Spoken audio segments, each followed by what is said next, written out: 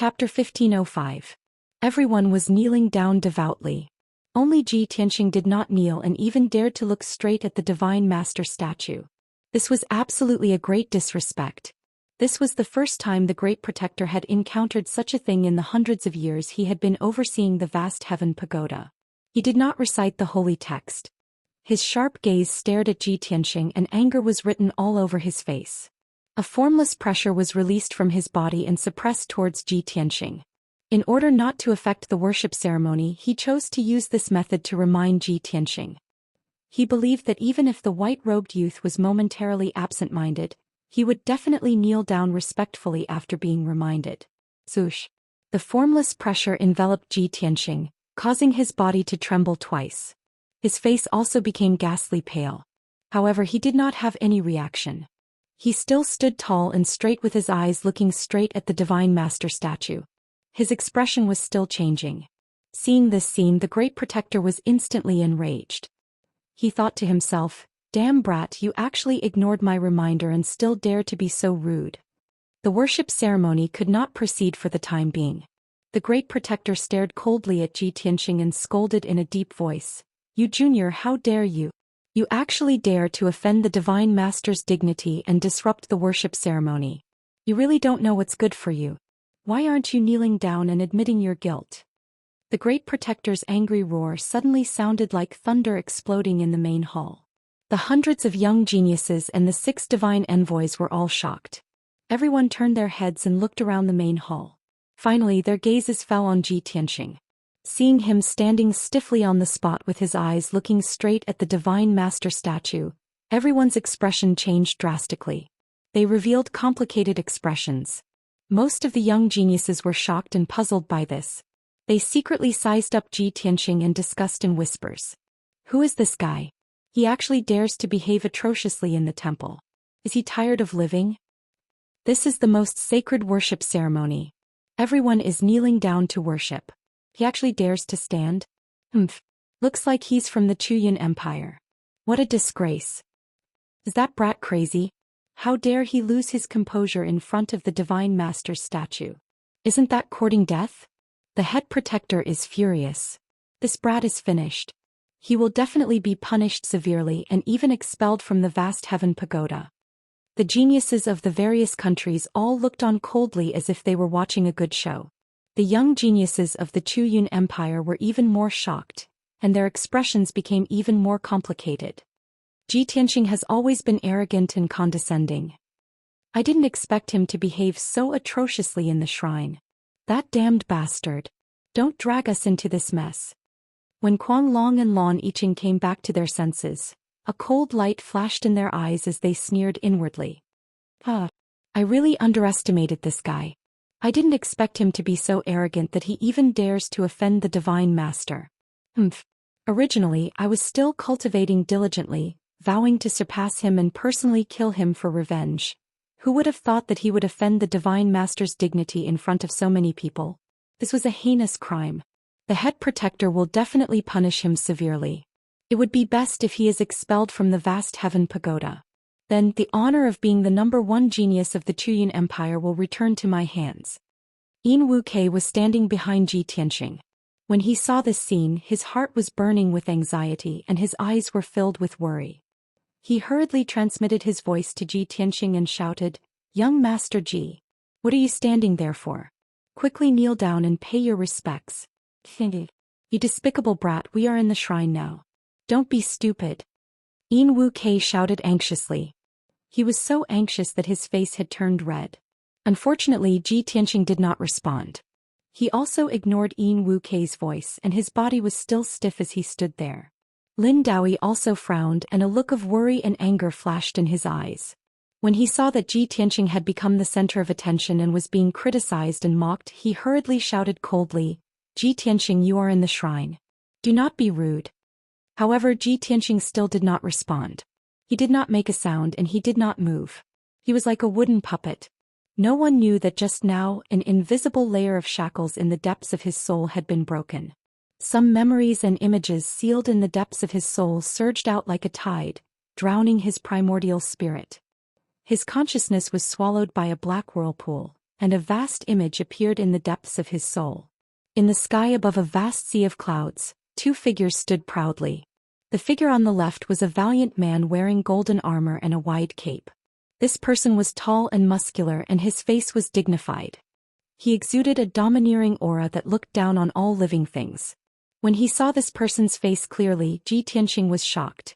This person looked exactly the same as the statue of Divine Master Taihao in the shrine. Obviously, this man in golden armor was martial god Taihao. In the white sea of clouds beneath his feet, half of a dark golden pagoda was revealed. It shone with a sacred golden light. Ji Tianxing immediately recognized that it was the clear sky pagoda. He looked at the second figure in the image. It was a tall young man in white robes. His face was resolute and cold. His eyebrows were sharp and his eyes were bright. His eyes contained a domineering aura that looked down on the world. His attire was rather simple. He only wore a snow-white robe and a pair of black cloth shoes. He had a silver belt around his waist, and his long hair was tied up with a green hairband.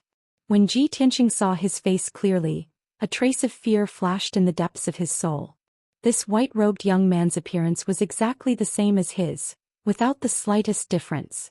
However, this white-robed young man was not him but Kenshin. At this moment, martial god Taihao bowed to Kenshin and said solemnly, "I've long heard of Kenshin's name.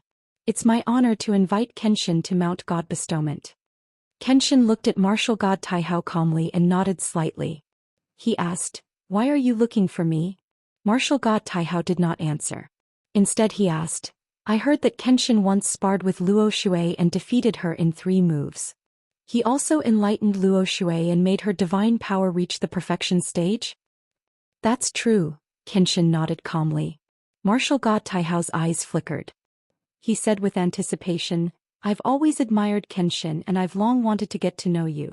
Besides, I believe that my sword principle has reached the perfection stage. No one in the world can defeat me. If I can't spar with you, it'll be my greatest regret." Kenshin had expected this.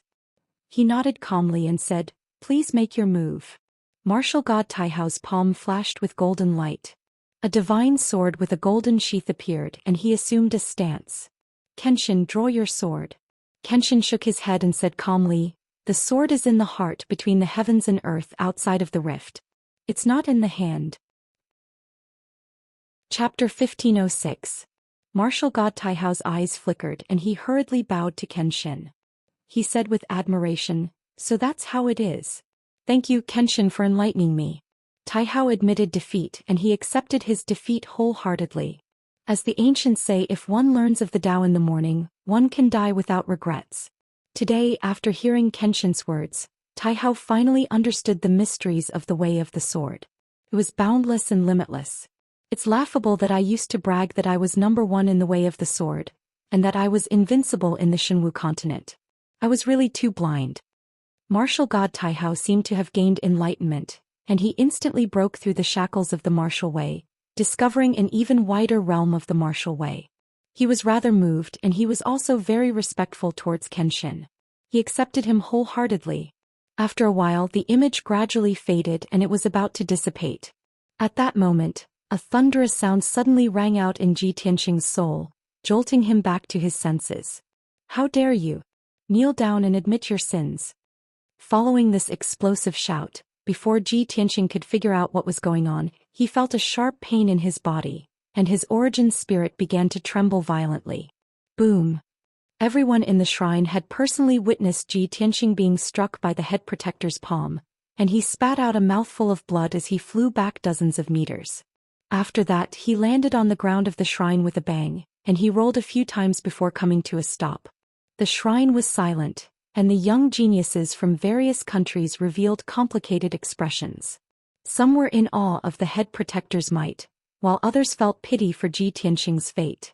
There were also a few who rejoiced in his misfortune. As for Kuang Long and Lan Yiqing, the sneers in their eyes became even thicker, and they felt even more pleased and carefree. Only Yin Wuk ignored everyone's strange gazes and hurriedly crawled up from the ground to support Ji Tianxing. However, just as he rushed to Ji Tianxing's side, he was shouted back by the head protector. "Back off. Go back and kneel properly. Otherwise you will be punished as well." The head protector's angry shout caused Yin Wux's body to tremble, and his footsteps became stiff. The pressure of a martial saint enveloped his entire body, and he did not dare to move recklessly. He had no doubt that the great guardian only needed a single thought to crush him into pieces. Lin Daoyi also hurriedly transmitted a message to him, telling him to retreat quickly and not make any mistakes. Yin Wu's expression was extremely ugly. His gaze changed. After hesitating and struggling for a moment, he retreated step by step. Enduring great torment and humiliation, he returned to his original position and silently knelt down. At the same time, Ji Tianxing, who was lying on the ground vomiting blood, slowly stood up. The great guardian's palm strike had not only shattered the image in the depths of his soul and awakened him, but it had also severely injured him. A sharp pain came from his internal organs as if thousands of needles were stabbing him. He slowly lifted his sleeve to wipe off the blood at the corner of his mouth. His face was expressionless as he coldly swept his gaze across the hall and looked at the great guardian. Only now did he understand what had just happened. When everyone was kowtowing, he became absent-minded and stood out from the crowd, which infuriated the great guardian. However, he did not intend to explain himself. When the great guardian saw that Yin Wu had regained consciousness, his anger dissipated slightly.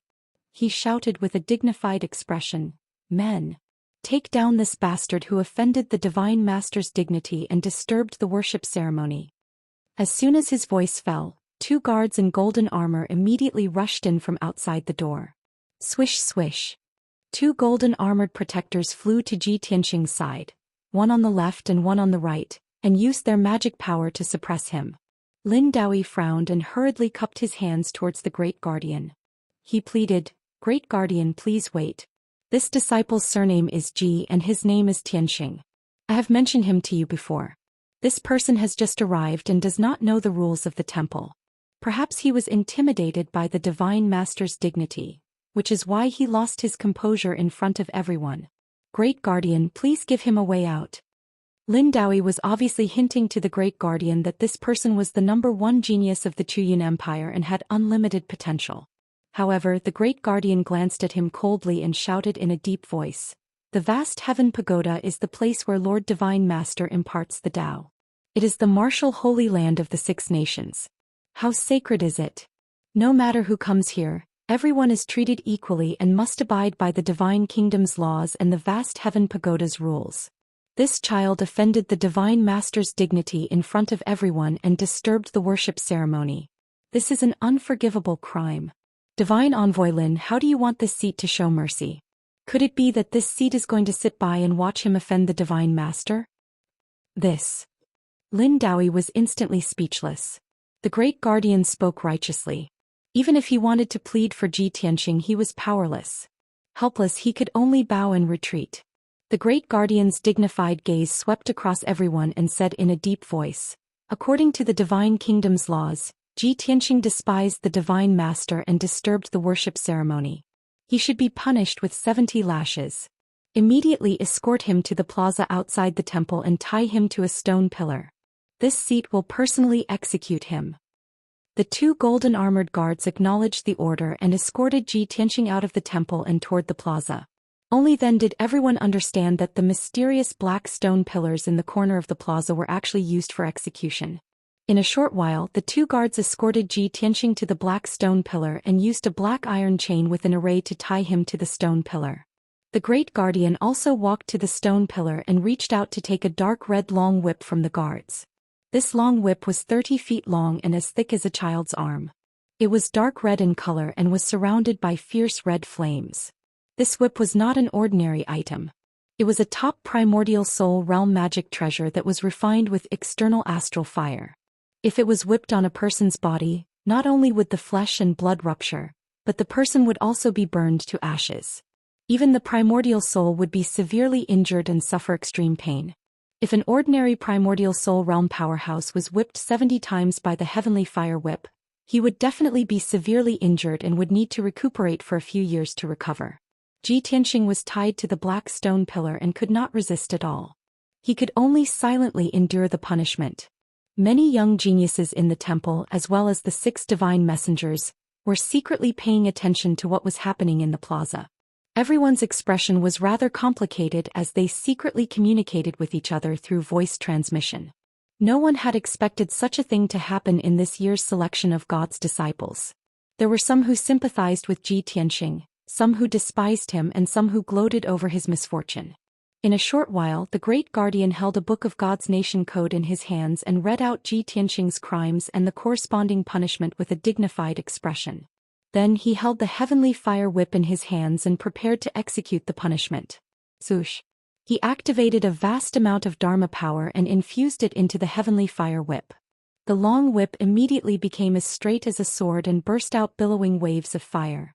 The great guardian waved his right hand and held the heavenly fire whip in his hand as he whipped Ji Tianxing fiercely. Smack! A crisp sound of an explosion was heard. The long whip with flames rising from it viciously lashed Ji Tianxing's chest. Suddenly, his white robe was torn open, and a dark red bloodstain appeared on his white jade-like skin.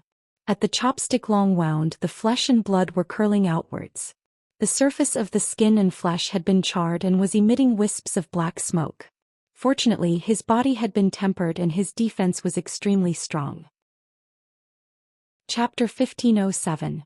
Seeing this, the great guardian was stunned for a moment and frowned in confusion. He knew very well that the power of the heavenly fire whip could not be so weak. He was puzzled and was about to increase the strength of the whip to execute the punishment again. However, at this moment, a strong wind suddenly blew in the square. Whoosh! A strong wind came from nowhere and swept across the entire peak of Mount Godseal. The colorful spiritual fog that covered the sky was suddenly blown away by the strong wind. The calm and clear sky was also filled with wind and clouds. Endless black clouds surged in from all directions, gathering in the sky above the temple and the square, causing the world to darken. Purple lightning arcs flashed wildly in the dark clouds and gathered together quickly. Seeing the change in the sky, the great guardian was stunned. His eyes were filled with shock and confusion.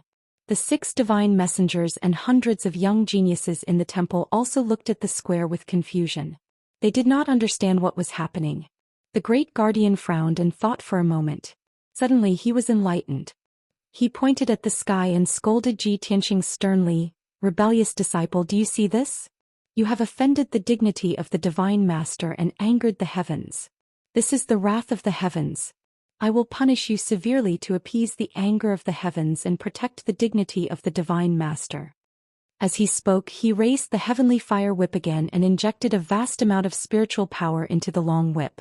The flames of the heavenly fire whip grew and its power doubled. Zhoosh! The great guardian raised the heavenly fire whip and lashed it at Ji Tianxing fiercely. The powerful heavenly fire whip was about to hit Ji Tianxing's chest. At this moment, a dazzling bolt of lightning suddenly lit up in the dark clouds that covered the sky and struck down toward the square. Kaboom! A deafening sound exploded in the sky and spread across the entire Mount Godseal. A lightning pillar that was thousands of feet tall tore the dark sky apart like a divine dragon and struck the black stone pillar at the corner of the square. Ji Tianxing, the chief enforcer, and the black stone pillar were instantly engulfed by the endless lightning. The stone pillar, which was more than 100 feet tall, was smashed into pieces on the spot. Gravel flew everywhere. An incomparably violent shockwave swept through the entire plaza, along with gravel and lightning arcs. The ferocious heavenly fire whip was actually split into several pieces by the divine lightning and fell into the rubble. The great guardian was also sent flying by the divine thunder and smashed into the square 1,000 feet away. His entire body was charred black, his clothes were ragged, and his long hair was disheveled and curled up with black smoke. Previously he still had a dignified aura, but now his head and face were covered in dust, and he was in an extremely sorry state. However, he had the strength of a martial sage and he was not seriously injured when he was suddenly struck by the sacred lightning. He only ended up in a pathetic state. After a while, the dust and black smoke that filled the sky gradually dispersed. The great guardian crawled up from the ground and saw the situation in the corner of the square. Ji Tianxing, who was wearing a white robe, was actually standing on top of the ruins, completely unharmed. Other than that bloody scar on his chest from being lashed out by the heavenly fire whip, there were no other injuries on his entire body. Seeing this scene, the great guardian was dumbfounded on the spot and cried out in disbelief.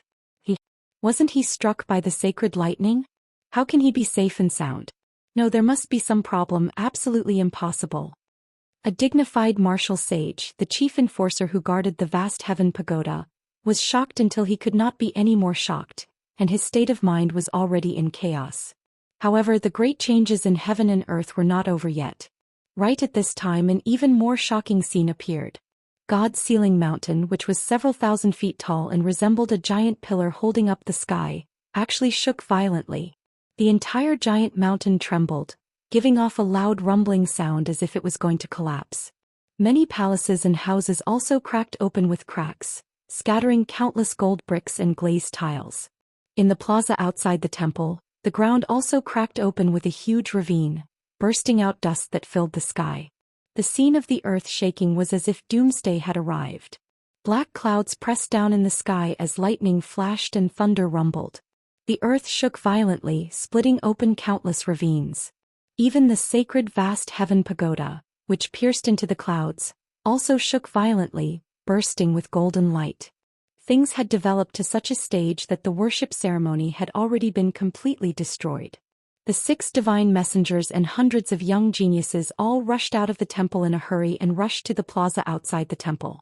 They saw that the plaza had long been distorted and broken, and the ground was covered with wide ravines and gravel. The chief enforcer was covered in dust, and his hair was disheveled as he stood in the plaza. Ji Tianxing, who was dressed in a white robe, stood in the corner of the plaza, safe and sound, his expression cold. The divine messengers and young geniuses were dumbfounded when they saw this scene, completely unable to understand what was going on. The sudden change filled everyone with fear, and they were at a loss for what to do. No one would have thought that such a shocking astronomical change would occur in the martial arts sanctuary that had always been peaceful and auspicious. This was simply illogical. After everyone regained their senses, they all started to discuss doubtfully. Oh my God! How could this be? What exactly happened just now? Why did heaven and earth change so much, and why did the sacred lightning strike? What's wrong with the chief enforcer? Could it be that he was struck by the sacred lightning? Ji Tianxing was actually not injured? This is impossible. He offended the Divine Master's majesty and angered the Divine Master. He should be struck to death by the sacred lightning. For some time the plaza was noisy and very chaotic. Fortunately, God's ceiling mountain gradually calmed down and stopped shaking. The violent hurricane that filled heaven and earth, the black clouds that covered the sky, and the lightning in the clouds also gradually dissipated. The chief enforcer saw that everyone was in a mess and hurriedly tidied up his appearance, recovering his dignified posture. He pointed at Ji Tianxing with a face full of anger and said in an icy and dignified tone, "I believe that everyone saw it. It was precisely because Ji Tianxing offended the Divine Master's majesty that he angered the Divine Master. This madman committed treason, causing heaven and earth to change dramatically. The sacred mountain shook and sacred lightning fell from the sky. This is the Divine Master's fury and punishment. The vast heaven pagoda already can't tolerate him." Hearing the chief enforcer's explanation, everyone came to a realization and nodded repeatedly to express their agreement. Especially Lan Yiqing, Kuang Long and the rest, their faces were full of cold smiles, their eyes surging with a biting cold light. A green-robed divine envoy hurriedly chimed in and shouted with righteous indignation, "For 1,000 years, there has never been an accident here. God's ceiling mountain is a martial arts sanctuary that has always been peaceful. But today, Ji Tianxing offended the Divine Master's majesty and disrupted the worship ceremony. He actually caused a monstrous disaster. This envoy suggests that he must be severely punished to appease the Divine Master's anger." Chapter 1508. The great change in heaven and earth just now made everyone both shocked and furious. The divine envoys all agreed with the head protector's decision. Lin Daoyi also did not dare to plead for Ji Tianxing when he saw that things had developed to such a stage. Everyone understood that sealed God Mountain suffered such a drastic change and suffered heavy losses. Ji Tianxing must be severely punished to settle this matter. The head protector took out the Divine Kingdom's law and read out the law with a dignified voice, condemning Ji Tianxing in front of everyone. Ji Tianxing committed treason and blasphemed the Divine Master's dignity. He is not fit to be a divine disciple. According to the Divine Kingdom's law, Ji Tianxing's status as a divine disciple candidate will be immediately abolished and demoted to a divine servant. He will be punished to be sent to the Spirit Beast Valley as a slave. Within 3 years, Ji Tianxing will raise spirit beasts in the Spirit Beast Valley as a sinner and cannot leave his post without permission. After 3 years we will observe the consequences. Hearing the head protector announce the punishment result, everyone revealed strange expressions. However, the vast majority of people agreed with the head protector's decision. There were even people who felt that the head protector's punishment for Ji Tianxing was already merciful enough. Ji Tianxing stared at the head protector coldly and said in an indifferent tone, "You are a martial saint powerhouse, the head protector guarding the vast heaven pagoda, but you are so muddle-headed and ignorant. I only made an unintentional mistake. But as the person in charge of the vast heaven pagoda, you do not have the heart of a benevolent person. You can't tolerate people's mistakes at all and easily inflict severe torture. When you were torturing me, the heavens were furious and sent down heavenly punishment, destroying the punishment whip and stone pillar. You also did not distinguish right from wrong and used your own conjecture to mislead the public and presume to convict me. You are arbitrary and not fit to guard the Dao field for martial god Tai Hao. You are even more unfit to be the head protector and be in charge of the vast heaven pagoda. Now that things have come to this, not only do you not reflect on your own mistakes, you still want to act willfully and expel me from the vast heaven pagoda. Are you not afraid that heavenly punishment will descend again and turn the entire vast heaven pagoda into ashes?"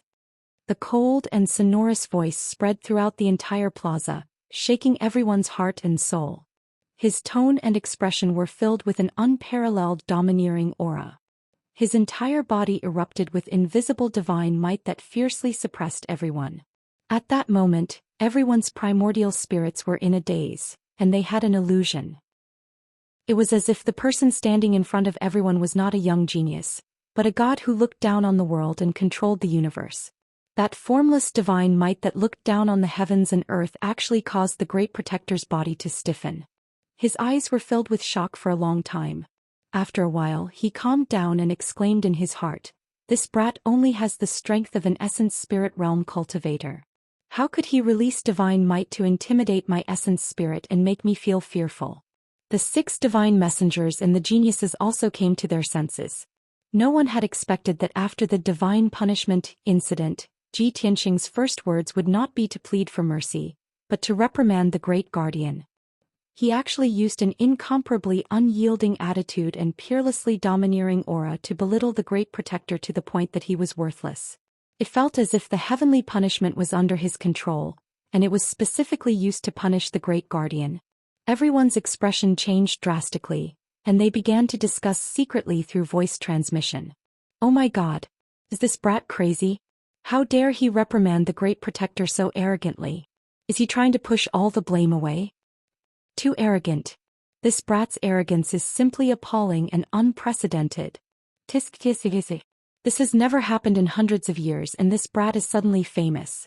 This incident will soon spread to all the countries, right? No matter how arrogant he is, it's useless.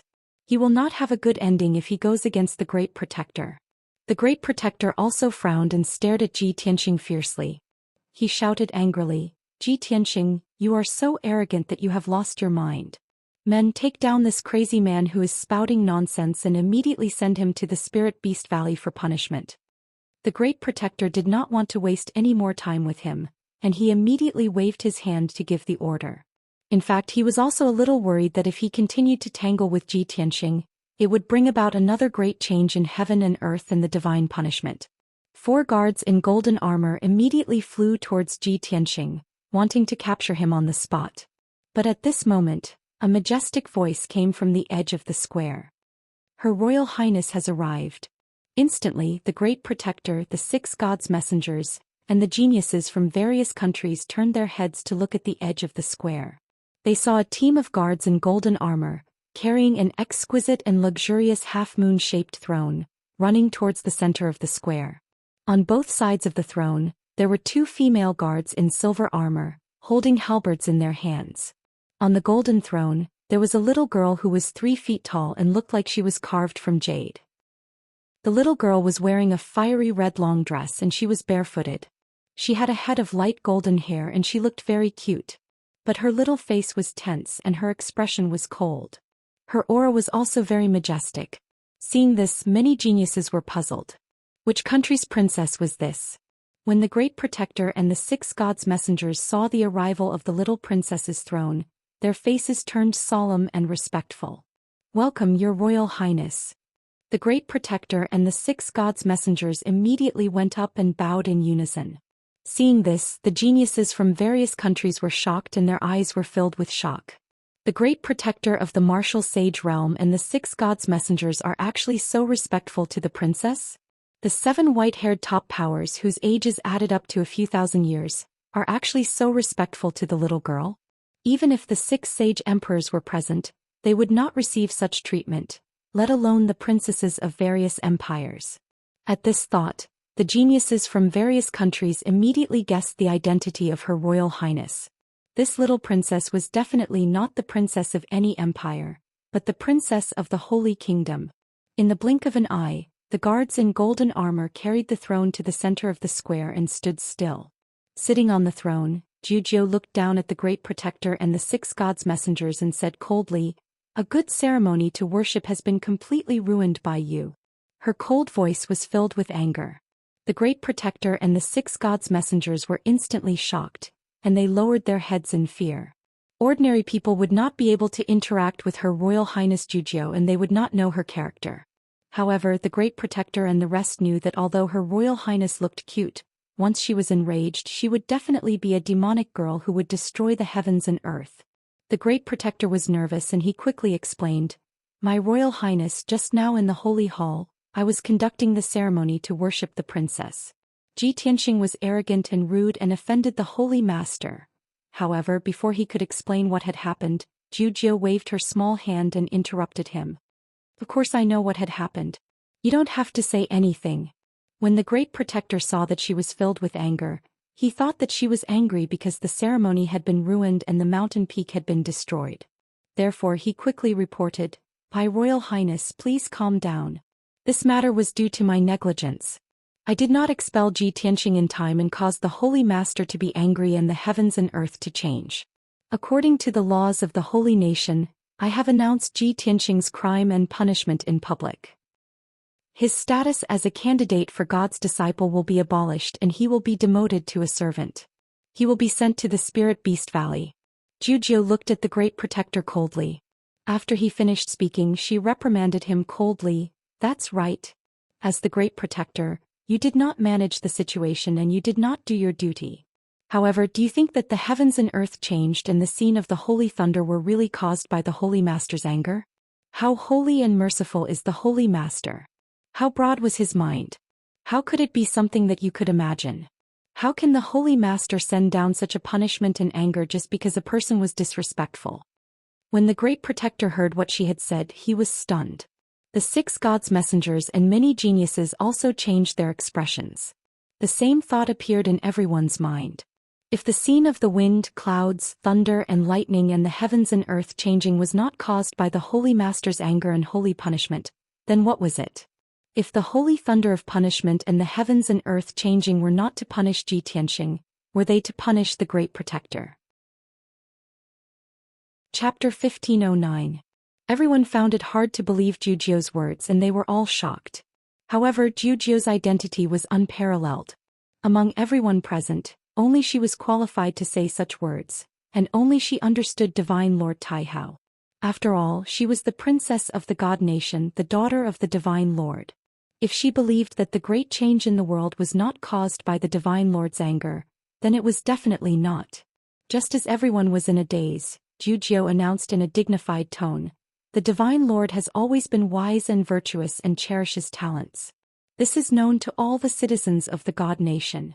The Great Guardian's judgment is a little unreasonable, and does not fit the Divine Lord's benevolence. Therefore, I now announce that Xianxia's status as a candidate for a God's disciple will be restored, and he will be punished to clean the Divine Book Pavilion for half a year. This is a small punishment." Hearing this, the Great Guardian and the messenger's expressions changed drastically, and they stared at Zhou with their eyes wide open. They could not believe it and could not understand. Everyone was extremely confused and they exclaimed to themselves, Why would the little highness make such a judgment? This is too unreasonable, isn't it? Punishing Ji Tianxing to clean the divine book pavilion? Isn't this an overt punishment and a covert reward? The divine book pavilion is the top secret place of the Clear Sky Pagoda, and it contains countless ancient books, Taoist scriptures and secret skills. Not to mention ordinary God's disciples, even messengers like us only have the chance to enter once or twice a year. The little highness actually wants Ji Tianxing to clean the divine book pavilion? Isn't this a great gift and reward? The little highness's decision must have a deeper meaning. What ability does this Ji Tianxing have to be able to obtain his highness's protection and appreciation? Not only the great guardian and the god masters had complicated expressions, but their hearts were also filled with shock and confusion. There were also a few young geniuses who had heard of the divine book pavilion of the Clear Sky Pagoda, and they knew that it was the holy land of books that the experts of the Six Nations dreamed of. These geniuses were Qin Songqiong, Jiang Ningxue, Song Zhanyu and the rest. They frowned in confusion and looked at Ji Tianxing with burning eyes. They were very wary of him. They were all very clear that Ji Tianxing must have some outstanding aspects, which was why he could cause such a big disturbance and even obtain the protection of the little princess. On the surface, punishing Ji Tianxing to the divine book pavilion to clean was the little princess punishment for him. But in reality this was a huge benefit. The thousands of ancient books and records in the divine book pavilion, as well as all kinds of divine skills, were all open for Ji Tianxing to read and study. Even if the geniuses were to clean the divine book pavilion, they would be more than happy to oblige. The great guardian frowned and pondered for a moment. He then cupped his hands and said to Jiu, "Your Highness, you're being too merciful by punishing Ji Tianxing like this." Without waiting for him to finish, Jiu waved her hand and said with a dignified expression, "I have already made up my mind. Carry it out immediately. There must be no mistakes." The words that the great guardian didn't say were all stuffed back down his throat. He could only respectfully bow and say, "Yes, sir." Then the golden armored guards carried the throne and left the square. The few divine envoys also brought the geniuses from the various countries out of the square and returned to their residences. The great guardian glanced at Ji Tianxing with a complicated expression before ordering the guards to escort Ji Tianxing to the divine book pavilion. 2 golden armored guards, one on the left and one on the right, escorted Ji Tianxing to the vast heaven pagoda. The divine book pavilion was located at the top of the vast heaven pagoda. It was heavily guarded and a true divine level array was set up. Even if a martial saint expert came, they could not possibly force their way into the divine book pavilion either. When Ji Tianxing trio walked to the bottom of the vast heaven pagoda and was about to enter the wide and solemn door, a team of golden armored guards carried a throne and arrived outside the door of the vast heaven pagoda. On the half-moon-shaped throne sat a little girl who looked like she was carved from jade. It was Jiu. Ji Tianxing trio stopped in their tracks. The 2 golden armored guards hurriedly knelt down and bowed to Jiu. Jiu waved her hand, indicating for the 2 guards to retreat for the time being. She looked at Ji Tianxing with a somewhat complicated expression. With a calm tone she warned, "Tianxing, I can only help you up to this point. I know that the God-disciple examination in half a year is very important to you. In this half a year, you can stay in the divine book pavilion and work hard on your cultivation." Ji Tianxing naturally knew that Jiu punished him to clean up the divine book pavilion as a special favor to him. He nodded to Jiu and said with a sincere tone, "Jiu, thank you for helping me so much." Jiu was still a little worried. She warned again, "Tianxing, since such a thing has happened in the vast heaven pagoda, I must return to the divine country to resolve this matter. The great guardian is a fair and strict person and even a little unreasonable. After I leave I may have to wait for a few months before returning. In this half a year try not to go out.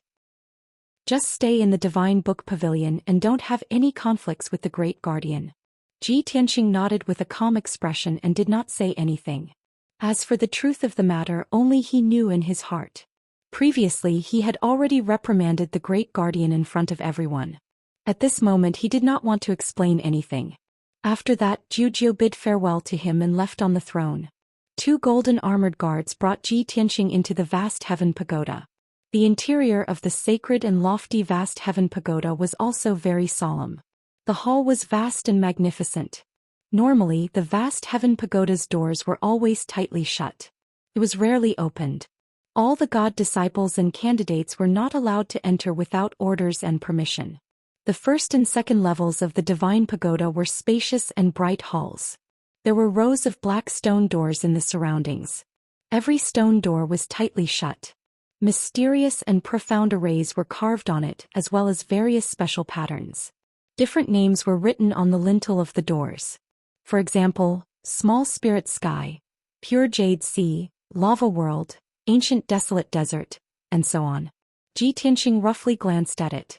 He felt puzzled and secretly guessed, could it be that behind those stone doors there are secret rooms with different environments?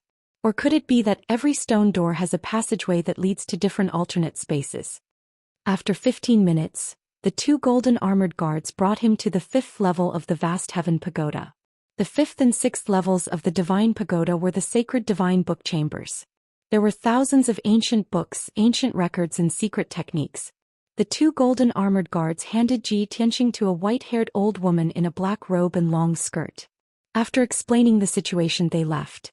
This black-robed old woman looked to be white-haired. Her body was as thin as a bamboo pole and her skin was as dry as tree bark.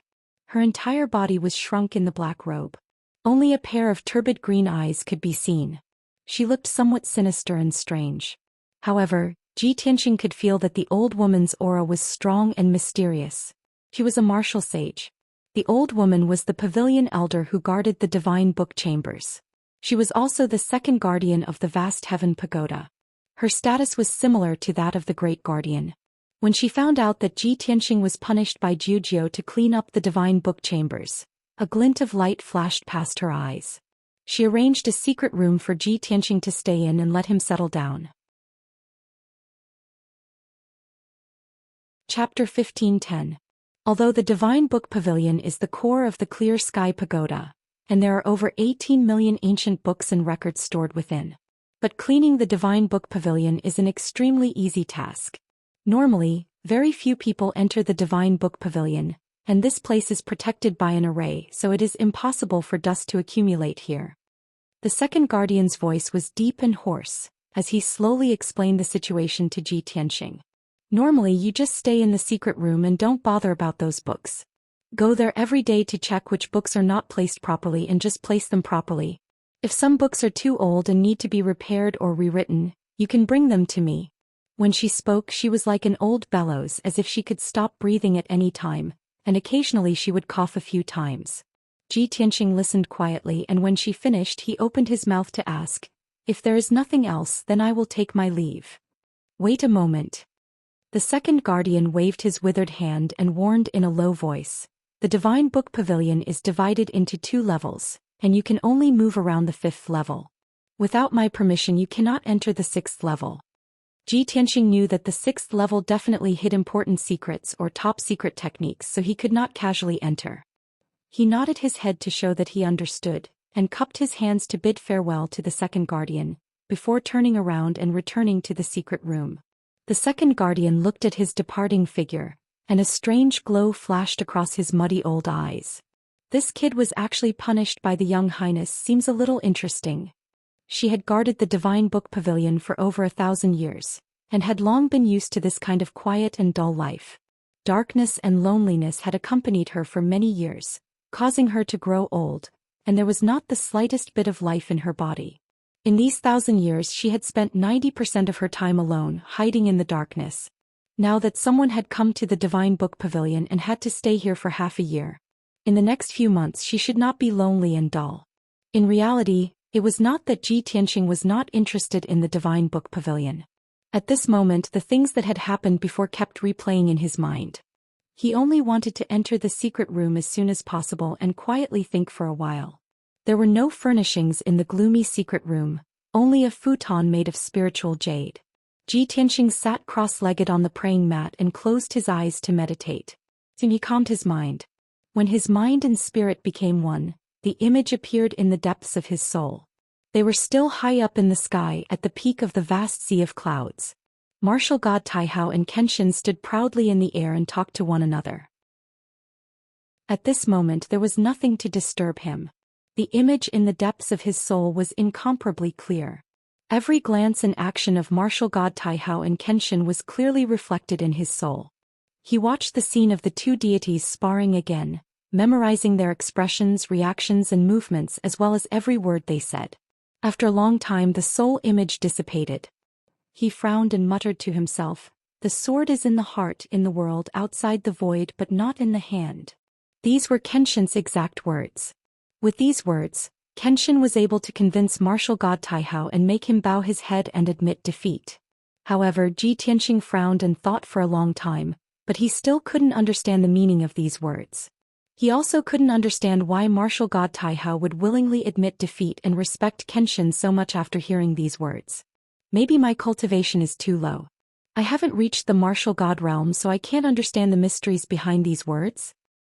He firmly remembered Kenshin's words and put this matter aside for now. Then he remembered the statue of martial god Taihao in the temple. Behind the lifelike statue, the wall was carved with pictures of mountains, rivers, the sun, the moon, and stars. At the time he saw with his own eyes that there was a very special picture on the wall. The picture was as big as a wash basin. The lines were simple and abstract, as if they contained some deep meaning. He carefully pondered for a while and came up with an answer in his mind. That special and mysterious picture, is it a kind of seal that represents Divine Lord Taihao's status and authority? In the world of martial arts, many powerful organizations, empires and aristocratic families had their own emblems and seals to show their strength and noble status. A martial god like Divine Lord Taihao, one of the three overlords of the Shenwu continent, would definitely have a corresponding seal. When he thought of this, he immediately recalled the ancient book he had found in the imperial palace before leaving the Xianxia continent. At the end of the ancient book there was also a mysterious seal. He compared that mysterious seal with martial god Taihao's seal and confirmed that they were not the same. What does the seal in that ancient book mean? Which organization does it represent? Ji Tianqing was full of doubts, but after thinking for a while he came up with a solution. Right, this is the Divine Tome Pavilion and it has a collection of more than 10 million ancient books. According to the second protector, the ancient books here not only record all kinds of divine techniques, but also the history and secrets of the Shenwu continent over the past 10,000 years. I'll go to the Divine Tome Pavilion to look for information. Perhaps I can find some information about that seal. After making up his mind, Ji Tianqing stood up and walked out of the secret room. He arrived at the 5th level of the Divine Tome Pavilion and looked at the thousands of neatly arranged bookshelves with an expectant gaze. There were more than 5,000 bookshelves in the spacious and bright hall, and they were divided into 5 different areas according to their categories. Some areas were filled with books on cultivation methods, some were filled with books on medicine and pills, and some were filled with books on the Tao of formations. He found the area that stored the history books and biographies and sat down cross-legged on the ground. He circulated his energy and released his divine sense, enveloping hundreds of bookshelves. There were more than 1 million books in this area, and flipping through them with one's eyes was definitely a huge undertaking. Using his divine sense to read was undoubtedly the fastest method. Time quickly passed and before he knew it, a day had passed. Throughout the day he had used his divine sense to read more than 100,000 books, absorbing a vast amount of words and knowledge. This allowed him to gain a deeper understanding of the Shenwu continent's words and history. His greatest gain was finding out the origin of that mysterious seal, as well as information and deeds related to Kenshin. As for the mysterious mark, it wasn't a secret at all. This was because that mysterious seal was the insignia of one of the 3 overlords of the Shenwu continent, the Luoshui martial god. After understanding this point, Ji Tianqing's doubts were easily resolved, and a huge rock that had been hanging in the air was lifted. It's actually the Luoshui martial god seal, which means that the prefecture lord is working for the Luoshui martial god. Since the prefecture lord brought Yao Yao to the Shenwu continent, he must have sent her under the Luoshui martial god. Chapter 1511. Ji Tianqing had managed to find out Yun Yao's whereabouts with just a few clues. Although he could not see Yun Yao for the time being, he believed that there would be results in half a year. In this half a year, what he needed to do was to frantically increase his strength. When he had checked the mysterious imprint, he had used his consciousness to scan hundreds of thousands of ancient books. These books recorded the history of Shenwu continent, as well as the events of the past few thousand years. There were thousands of history books that mentioned Kenshin's deeds and news. Ji Tianxing calmed down and recalled the contents of these books. He quickly sorted out his thoughts. He also had a clearer understanding of the sword god's life and the various legends and deeds he had done. 1,580 years ago, a mysterious white-robed youth had appeared on the Shenwu continent. At that time he had been a nobody and he had been alone. He wore a white robe and a pair of cloth shoes, and he held an ancient pitch-black sword as he walked the world. No one knew where he had come from and no one knew where he had gone. His cold arrogance and loneliness seemed to have been innate, making it impossible for anyone to approach him. His first battle was the battle that had made him famous. The top youth genius of the Misty Flow Empire, a powerhouse at the 9th level of the primordial spirit realm, had been defeated by a single sword strike at the peak of the imperial city. His unfathomable and transcendent swordsmanship caused many experts to exclaim in admiration. In a short 3 years the white-robed youth had appeared in a neighboring country. 2 Tribulation Realm powerhouses had led many primordial spirit powerhouses to besiege him. On Moonset Peak he had single-handedly killed more than 10 primordial spirit powerhouses with his sword, and he had even destroyed the souls of the 2 Tribulation Realm powerhouses. It was said that at that time his sword light had traversed 15,000 kilometers, and his sword had been like the moon splitting the heavens. From then on the white-robed youth had gained a name and he was known as Kenshin. In the following 30 years, Kenshin was like a traveler, crossing over a dozen empires. The name Kenshin had attracted countless criticisms, as well as attacks for no reason. However, he had crossed over the territories of the 3 divine kingdoms and fought with various powerhouses. He had fought thousands of times, but he had never been defeated. From 3rd Tribulation Martial Lords to 5th Tribulation Martial Lords to 9th Tribulation Martial Lords, they were all defeated by his sword. He had once been surrounded and heavily injured, his blood staining the sky. However, he would rather break than submit and press forward courageously. 30 years later, when he arrived at the martial holy land of the Luo River Divine Nation, he was already a martial saint. From then on, people were surprised to find that the sword in Kenshin's hand had disappeared. No matter how strong his opponent or enemy was, he was always empty-handed. The mysterious black sword would only appear out of thin air at the critical moment of his battle with the enemy and defeat him with a single strike. Legend has it that Kenshin was carefree and unrestrained throughout his life. He was not bound by anyone and never owed anyone favors. After he had reached the martial sage realm, he had set up a training ground at the peak of the Pillar of Heaven's mountains and used the 9 heavens wind lightning flame to practice his swordsmanship. Furthermore, he had announced that he was inviting martial saints from all over the world to challenge him. In just 20 years he had defeated more than 30 martial sages and had never been defeated. Kenshin's name was like the sun in the sky, and he had intimidated the entire Shenwu continent. He was second only to the 3 martial gods. However, for some reason when his reputation was at its peak he had disappeared for 20 years. No one knew where he had gone during those 20 years. However, when Ji Tianxing saw this information and combined it with the history he had learned in the Tianxian continent, he immediately guessed the answer. During those 20 years, Kenshin had gone to the Tianxian continent to suppress the ancient demon emperor. Many years later, in a secret realm of the Luo River Divine Nation, a divine light that covered the sky lit up. Half of the divine nation was covered by this light, and it did not disappear for 3 months. According to the historical records, this divine light was a phenomenon of a martial saint becoming a martial god. Not long after, a piece of shocking news spread from the Luo River Divine Nation's divine palace. Kenshin had returned. Moreover, Sword God and Luo Shui Martial God had fought in the 9 heavens and defeated Luo Shui Martial God in 3 moves. After that, Kenshin had even enlightened Martial God Luo River, allowing him to comprehend on the spot and reach the realm of great perfection in his divine arts. When this news spread, the entire Shenwu continent was in an uproar, and Kenshin's name became well known. In the following years, it was said that Martial God Taihao and Martial God Tianjue had challenged Kenshin. However, without exception they were all defeated by the Sword God in less than 3 moves. From then on, Kenshin had become the undisputed #1 powerhouse, and he had even surpassed the 3 martial gods. After all, in the tens of thousands of years since ancient times, no one had been able to go from the primordial spirit realm to the martial god realm in just 80 years. This was the #1 monster that had never been seen before and would never be seen again. However, after Kenshin had reached the martial god realm, he had not stayed in the Shenwu continent for too long. 1,500 years ago, Kenshin had ascended from the peak of Tianzhu Mountain and left the continent for the higher realms. After this news spread, the world's powerhouses were once again in an uproar, and they all worshipped Kenshin to the extreme. The three martial gods and countless martial saints were even searching for the things that Kenshin had left behind, hoping to find a way to ascend to the higher realms.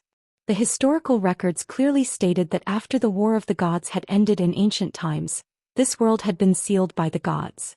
The 5 continents had been isolated, and the heavens and earth had been sealed by invisible shackles, preventing anyone from ascending to the higher realms.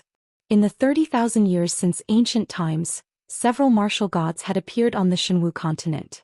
However, those martial gods had been restricted by the heavens and earth's seal, and they had never been able to ascend. In the end, they could only die of old age, turning into withered bones and yellow earth, leaving behind endless regrets. Kenshin's successful ascension had brought hope to the entire world, and it had also allowed the powerhouses of the world to see the light. However, countless powerhouses had searched through everything related to Kenshin, but they had not been able to find any clues about how to ascend to the higher realms. Everyone had despaired, and in the end they could only give up regretfully. For the next 500 years, the 3 martial gods had used some special methods to obtain information about Kenshin. It was said that Kenshin had explored the higher realms and reached the pinnacle of martial arts, becoming the ruler of the astral river. However, 1,000 years ago, a shocking piece of news had spread throughout the Shenwu continent. Kenshin had fallen. Kenshin, who had once been able to unleash a single sword beam and intimidate 30 nations with his sword qi, had actually fallen. When the news spread, the heavens and earth shook and millions of warriors knelt on the ground and wept. Countless powerhouses were sad. In outer space, countless stars fell like raindrops, and this continued for 3 days and 3 nights. On the Shenwu continent, dark clouds covered the sky and did not disperse for 7 days. The most dazzling powerhouse had fallen, and the legend of the Way of the Sword had vanished. Kenshin's life story had come to an end, and Ji Tianxing gathered his thoughts and sighed with a heavy heart. In a short 80 years he went from the primordial spirit realm to the martial god realm. The first person to ascend in 30,000 years, the ruler of the astral river. Chapter 15:12. Time passed silently. The following month passed in complete silence. Only Ji Tianxing and the second enforcer remained in the Divine Tome Pavilion. The second enforcer was nowhere to be seen, either napping in the darkness or resting with his eyes closed. The two rarely met, nor did they speak to each other. The entire Divine Tome Pavilion was so quiet that one could hear a pin drop. During this month, Ji Tianxing remained on the 5th floor of the Divine Tome Pavilion, not taking a single step out. He did not cultivate but instead flipped through the ancient books on the various bookshelves.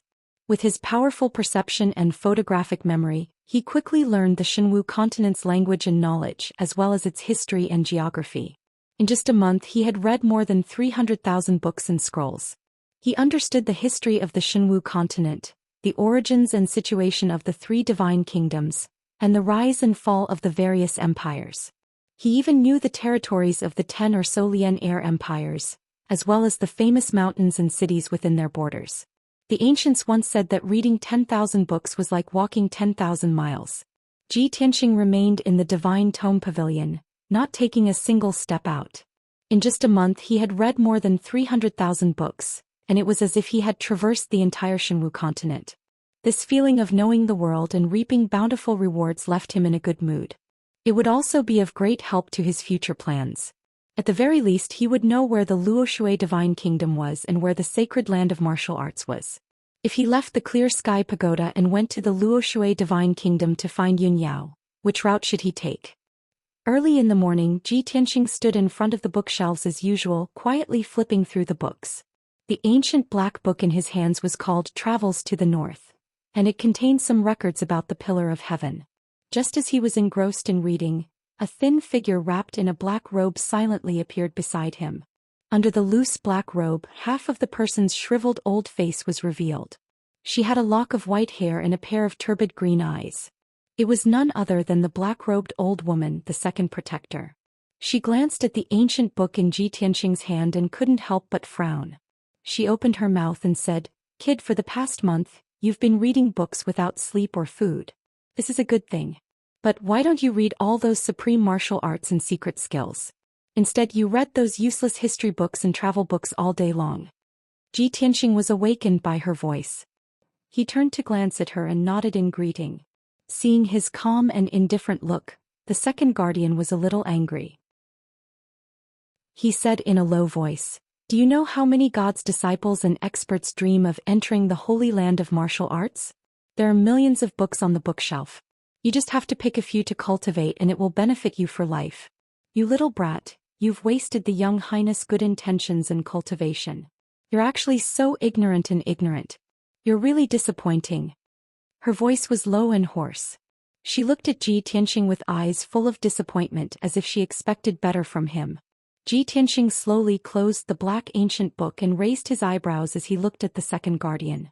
He pointed at the bookshelves that stored the cultivation method manuals and asked, "Second guardian, are you asking me to read those cultivation method manuals?" You know the answer. You're really a rotten wood that can't be carved." The second guardian looked angry and snorted with displeasure. Ji Tianxing shook his head and said indifferently, "Those cultivation method manuals are all mediocre. There's no need to look at them." "What?" The second guardian frowned and stared at him. A touch of anger flashed in his sharp eyes. "What an arrogant kid. You really don't know the immensity of heaven and earth. It's a pity that the young highness' efforts have gone down the drain." In the second guardian's view, Ji Tianxing was not only a piece of rotten wood, but also an idiot who didn't know what was good for him. She didn't want to argue with Ji Tianxing. She just felt that it was not worth it for the young princess. However, she didn't think that Ji Tianxing was telling the truth. The books in the Divine Book Pavilion were indeed worthless to him. There was no need to waste time looking at them. Compared to the Heavenly Book Pavilion in Kenshin's tomb, how could the books here be considered worthless? They were simply rubbish. In this Divine Book Pavilion, the only books that Ji Tianxing found useful were the history books and geographical travel notes. After a moment of silence, the second guardian's anger gradually subsided. She said coldly, "Just now, a guard came to report that the envoy of the White Knight Empire had escorted a batch of books to the foot of Mount God Bestowment. You immediately rushed down the mountain to receive the books from the White Knight Empire and bring them back to the Divine Book Pavilion." Ji Tianxing had already stayed in the Divine Book Pavilion for a month. He knew where the 10 million books came from. The 6 empires had been collecting all kinds of books to offer to the Clear Sky Pagoda regularly. After countless years of accumulation, the books in the Divine Book Pavilion could reach such a scale. Ji Tianxing put down the black ancient book, cupped his hands to the second guardian and turned to leave. He calmly left the Divine Book Pavilion, walked out of the Clear Sky Pagoda, and flew down Mount God Bestowment. He knew that Mount God Bestowment was the holy land of martial arts of the Clear Sky Kingdom. It was also the place where martial god Clear Sky taught. The people of the 6 empires could not casually approach this holy land. Without the permission of the Clear Sky Pagoda, no one could ascend Mount God Bestowment. Otherwise, it would be an affront to the authority of the Divine Master and would be severely punished. The envoy of the White Knight Empire could only wait at the foot of Mount God Bestowment. He was not qualified to ascend the mountain. At the foot of the steep Mount God Bestowment, there was an open space with a radius of 10,000 feet. This open space was relatively flat, and the ground was paved with white marble, forming a small square.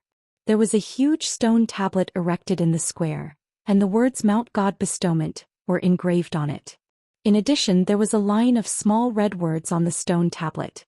It said, "Holy Land of Martial Arts, no trespassing." Usually, if the warriors and commoners of the 6 empires wanted to make a pilgrimage to Mount God Bestowment, they would come to this square to pay their respects to Mount God Bestowment. At this moment, there were 2 majestic middle-aged men in black armor in the square. Both of them were burly and had a dignified aura. They were dressed like generals. The man on the left had thick eyebrows and big eyes. He was at the 9th level of the Essence Soul realm. The man on the right had a thin face. His eyes flickered with a sharp aura. His strength was at the 1st level of the Tribulation Transcendence realm. The 2 of them stood side by side in the square, looking up at the sea of clouds above. Their expressions were grave. While waiting, the two of them were secretly discussing through voice transmissions. General Du, we are under the Sage Emperor's orders. We are taking the opportunity of paying tribute to the book collection to come to the Clear Sky Pagoda to find Ji Tianxing. We are waiting for an opportunity to snatch the Burial of Heaven sword. This plan was originally flawless, but we can't even ascend Mount God Bestowment. What should we do? Deputy General Li, don't be anxious. This is a holy land of martial arts. We cannot be rash. It doesn't matter even if we can't enter. We have already gotten a guard to send a transmission jade slip to Song Zhanyu. Chapter 15:13. The morning sun slowly rose to the sky. General Du and Deputy General Li waited in the square for 2 hours, but no one came to receive the book. Both of them were a little anxious, but because of the order they could only wait patiently. Not long after, a white figure suddenly flew out of the sea of clouds halfway up the mountain. It was a young man in a white robe flying in the wind and landing from Mount God Bestowment. Seeing the white-robed young man appear, Deputy General Li was relieved and said with relief, General Du, that person should be here to receive the tribute. When we hand in the tribute, the task will be completed. General Du nodded and said, after handing in the tribute, we will hide under Mount God Bestowment and wait for that guy to appear. It is said that the other two empires also know about the news of the Sword of Burial of Heaven, and they seem to be secretly moving and sending people here. At that time things will be very tricky. Deputy General Li had been looking up at the sky, watching the white-robed figure getting closer and closer. Suddenly he frowned and a flash of light flashed in his eyes. He asked, General Du, look at that white-robed young man, why does he look so familiar? Familiar? General Du was stunned for a moment. He fixed his eyes on the white-robed young man in the sky, and suddenly his face changed. He does look familiar. This person's figure, appearance and style of clothing are a bit like Ji Tianxing. As General Du said, a white light flashed in his palm and a picture scroll appeared. In the picture scroll was a white-robed young man, holding a dark and mysterious sword. It was Ji Tianxing and the Sword of Burial of Heaven. General Du glanced at the picture, and then looked up at the white-robed young man in the sky, and a flash of surprise flashed in his eyes. It's really him. Great God is really helping me.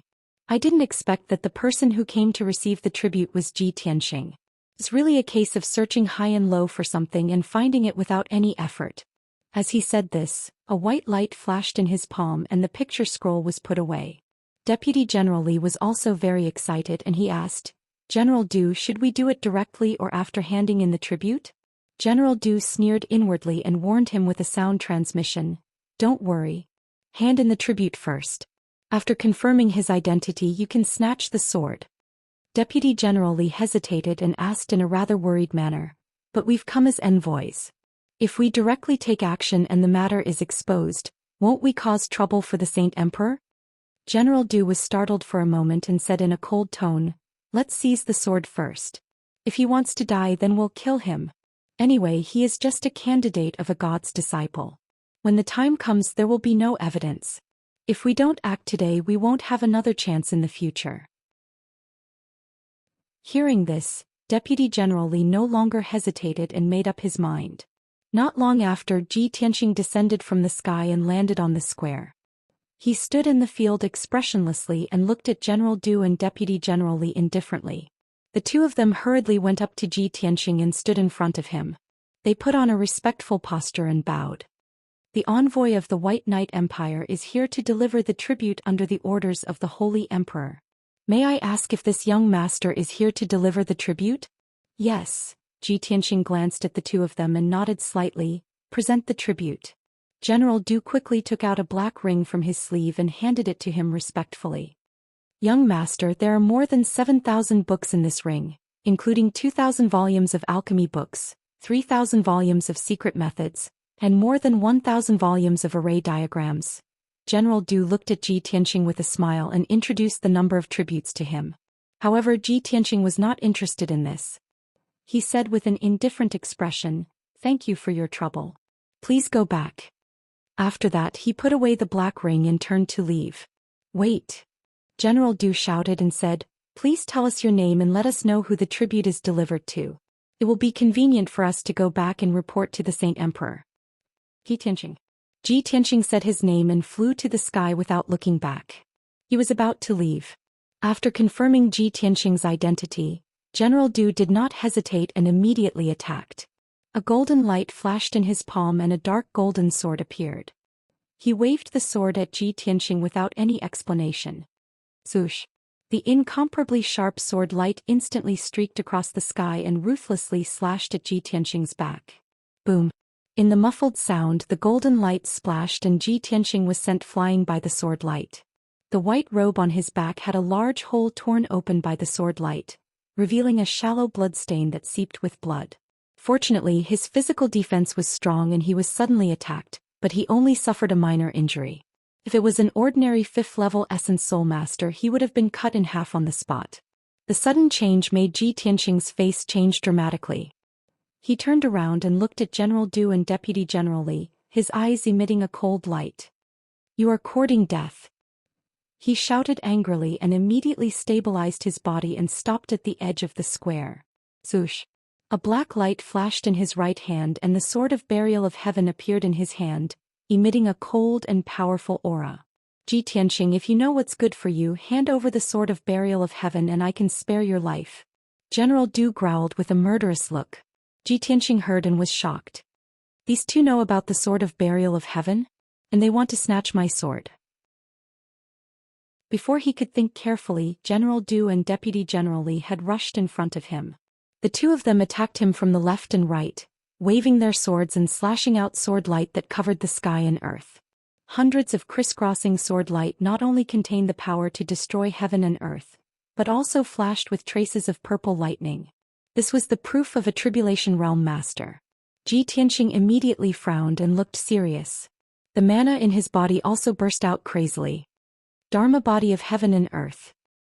He used his secret skill and drew the power of heaven and earth within 1,000 miles to condense an oval-shaped 5-colored shield to protect himself.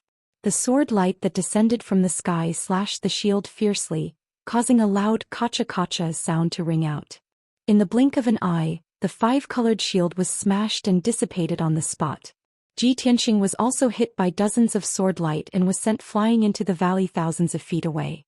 His Heaven and Earth Dharma Body secret skill was a secret skill with strong defensive power. Even a 7th or 8th tier Essence Soul Realm Master might not be able to defeat it. But General Du's strength had reached the Tribulation Realm. Deputy General Li, who was slightly weaker, also had the strength of a 9th tier Essence Soul Realm Master. The difference in strength between the two parties was too great. They were not at the same level at all. Ji Tianqing was only sent flying and suffered minor injuries. This was enough to shock and disbelief the two of them. "Damn brat, he's actually quite capable. He only has the strength of an Essence Soul Realm Master, but he can withstand 2 of our attacks and not die. This is incredible. Cut the crap. Let's end this quickly and snatch the sword in his hand as soon as possible." General Du and Deputy General Li secretly communicated with each other through voice transmission. Then they unleashed their full strength and rushed toward Ji Tianqing with murderous intent, besieging him with all their might. They knew very well that they were at the foot of Mount God Bestowment. The commotion caused by the two parties fighting would quickly alert the golden armored guards. Chapter 15-14. Ji Tianqing was sent flying 10 miles away, leaving the square and falling into the valley. Before he landed, General Du and Deputy General Li rushed over again, waving their swords and sending out dozens of sword auras, enveloping his figure. At the critical moment, Ji Tianqing used the spirit concealment step, and his figure disappeared instantly. He passed through the gaps between the sword auras and flew 10 miles away. However, General Du used the Heaven's Eye secret technique and immediately detected his tracks, and chased after him with his sword. Soaring Dragon of the Sky. General Du unleashed all of his power, waving his sword and sending out a sky full of golden light, which condensed into 200-meter-long golden light dragons, charging towards Ji Tianqing. Ji Tianqing's face was grim. He waved the Burial of Heaven sword with all of his strength, thrusting out 7 dazzling sword auras. 7-star sword. The 7 blazing white giant swords, surrounded by violent lightning, pierced towards the 2 golden light dragons. Bang bang bang bang. With a series of muffled explosions, the golden light dragons and the sword auras exploded at the same time, turning into fragments that covered the sky and earth. The loud noise reverberated in the valley. The violent shockwave wrapped around the fragments, fiercely hitting the mountain walls and the ground. The ground was blasted open with a radius of more than 10 miles, and the surrounding mountain walls also cracked open with huge cracks. Ji Tianxing was once again sent flying 10,000 meters away, and before he could stabilize his body, Deputy General Li attacked from the side again. Whoosh whoosh whoosh. Dozens of sharp sword auras all pierced Ji Tianxing. His magical power shield immediately collapsed, and his whole body was also thrown out, crashing heavily into the mountain wall. A large crater was created on the mountain wall, and spiderweb-like cracks appeared, bursting out dust into the sky. Without waiting for him to recover, General Du and Deputy General Li rushed over again with murderous intent. The two of them wanted to use the most violent attacks to kill Ji Tianxing in the shortest time possible and take away the Burial of Heaven sword. Ji Tianxing was beaten back and could only rely on the golden rock wings, the Burial of Heaven sword, and various secret techniques to resist the attacks of the two. However, the three of them did not know that there were two sharp eyes secretly staring at them. They were two black-clothed and bronze-masked powerhouses. They were hiding in a valley about 15 kilometers away. The two of them hid in a cluster of rocks, using a special secret technique to merge with the rocks, making it impossible for people to detect them. The two of them stared at the battle between Ji Tianxing and the other two and talked to each other through voice transmission. Those two guys claimed to be envoys of the White Knight Empire, using the opportunity of tribute, forcibly snatched the Burial of Heaven sword. They are really too arrogant. The thin black-clothed man asked the burly old man beside him, Wang Duozhu, aren't those two guys afraid of being exposed and bringing trouble to the White Knight Empire? The black-clothed man called Wang said in a playful tone, the Burial of Heaven sword is the first magic sword in the world, a treasure that countless strong men dream of. The White Knight Holy Emperor must have given a death order to let those two guys snatch the Burial of Heaven sword no matter what. Isn't our Lord Thousand Snow Holy Emperor the same? She wants us to snatch the Burial of Heaven sword at all costs, even by fair means or foul. The skinny black-clothed man asked anxiously, we have been lurking here for more than 20 days, and it's not easy to wait for Ji Tianxing to appear. We must not miss this opportunity. Wang, I think Ji Tianxing can't hold on any longer. When should we make a move? Deacon Sun, don't worry. Let Ji Tianxing and those two guys fight until both sides are injured. Then we'll sit back and reap the benefits. Division Leader Wang's tone was filled with treachery. Deacon Sun was shocked and whispered in disbelief. Both sides are injured? How is this possible? Even if Ji Tianxing has the Burial of Heaven sword in his hand, it's impossible for him to beat those two. Wang shook his head gently and said in a firm tone, Ji Tianxing is the first genius of the Chuyun Empire. His strength must be extraordinary. Moreover, the Burial of Heaven sword is Kenshin's sword. How can it only have this little power? Be patient and watch. Just as Division Leader Wang finished speaking, a heaven-shaking explosion suddenly came from the valley 15 kilometers away.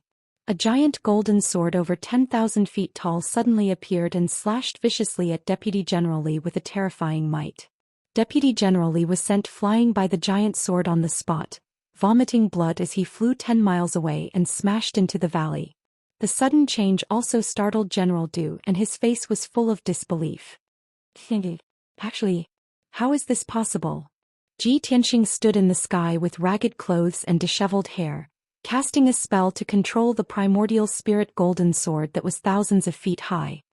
He stared at General Du coldly and shouted in a cold voice, You two, as the envoys of the White Knight Empire, how dare you besiege and kill a candidate of the God's disciple at the foot of Mount God Bestowment? Aren't you afraid that the Divine Lord Taihao will punish the White Knight Empire if this matter is exposed? General Du held the sword in his hand, and his whole body was surrounded by electric light. He shouted in a contemptuous tone, Ji Tianxing, don't flatter yourself. You're just a candidate of the God's disciple and it's no big deal to kill you. The Divine Lord will never care about such a trivial matter, so how can he punish you? If you don't hand over the Burial of Heaven sword, you'll definitely die. As General Du spoke, his whole body surged with electric light, and the phantom of a giant beast that was thousands of feet high appeared behind him. The giant beast looked like a rhinoceros, but it only had one leg, and the two curved horns on its head were surrounded by purple electric dragons. This was General Du's primordial spirit Dharma Laksana, the legendary thunder beast Kuei-ox. His primordial spirit Dharma Laksana was very special, and it could control thunder and lightning. This was very rare, and countless strong men in the tribulation realm were envious and in awe.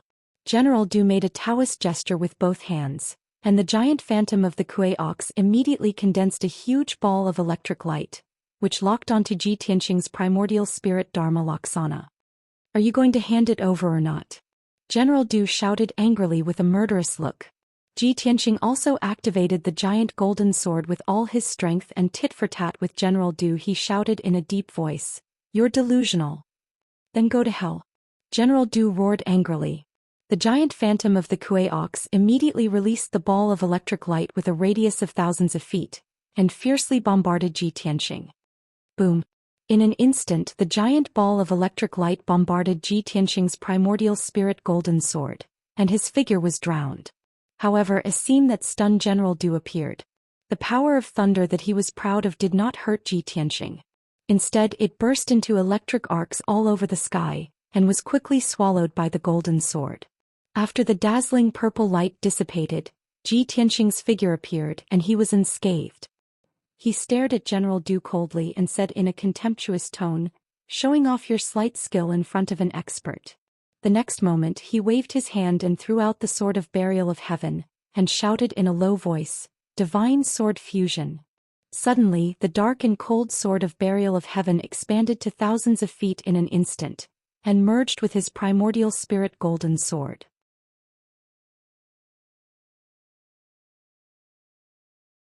Chapter 15:15. General Du knew very well that the power of the burial of heaven must be terrifying. Seeing the fusion of the burial of heaven and the primordial spirit golden sword, his face suddenly changed, and his eyes were filled with anxiety and worry. With his strength and means, of course he could kill Ji Tianqing. But he couldn't help but worry that Ji Tianqing could use the power of the burial of heaven to be in a stalemate with him for a long time. The huge commotion of the two sides fighting must have alarmed the guards on Mount God Bestowment. If he couldn't kill Ji Tianqing as soon as possible, the golden armored guards would soon arrive. By then his plan would be in vain. At this moment, Ji Tianqing had already controlled the giant sword to slash down. Heaven-splitting sword.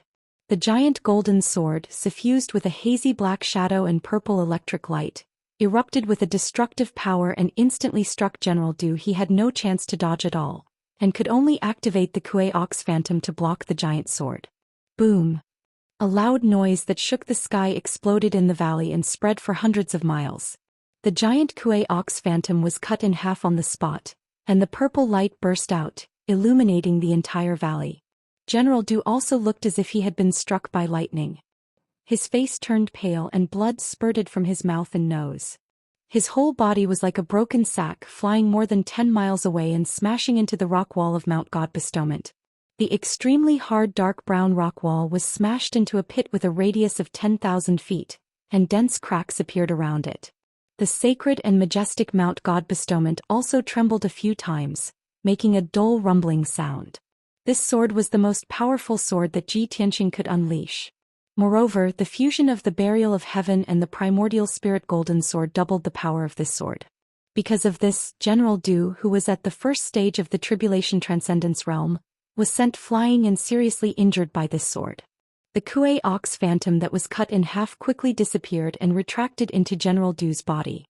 His primordial spirit was seriously injured and was lying in the deep pit in the rock wall, buried by countless gravel.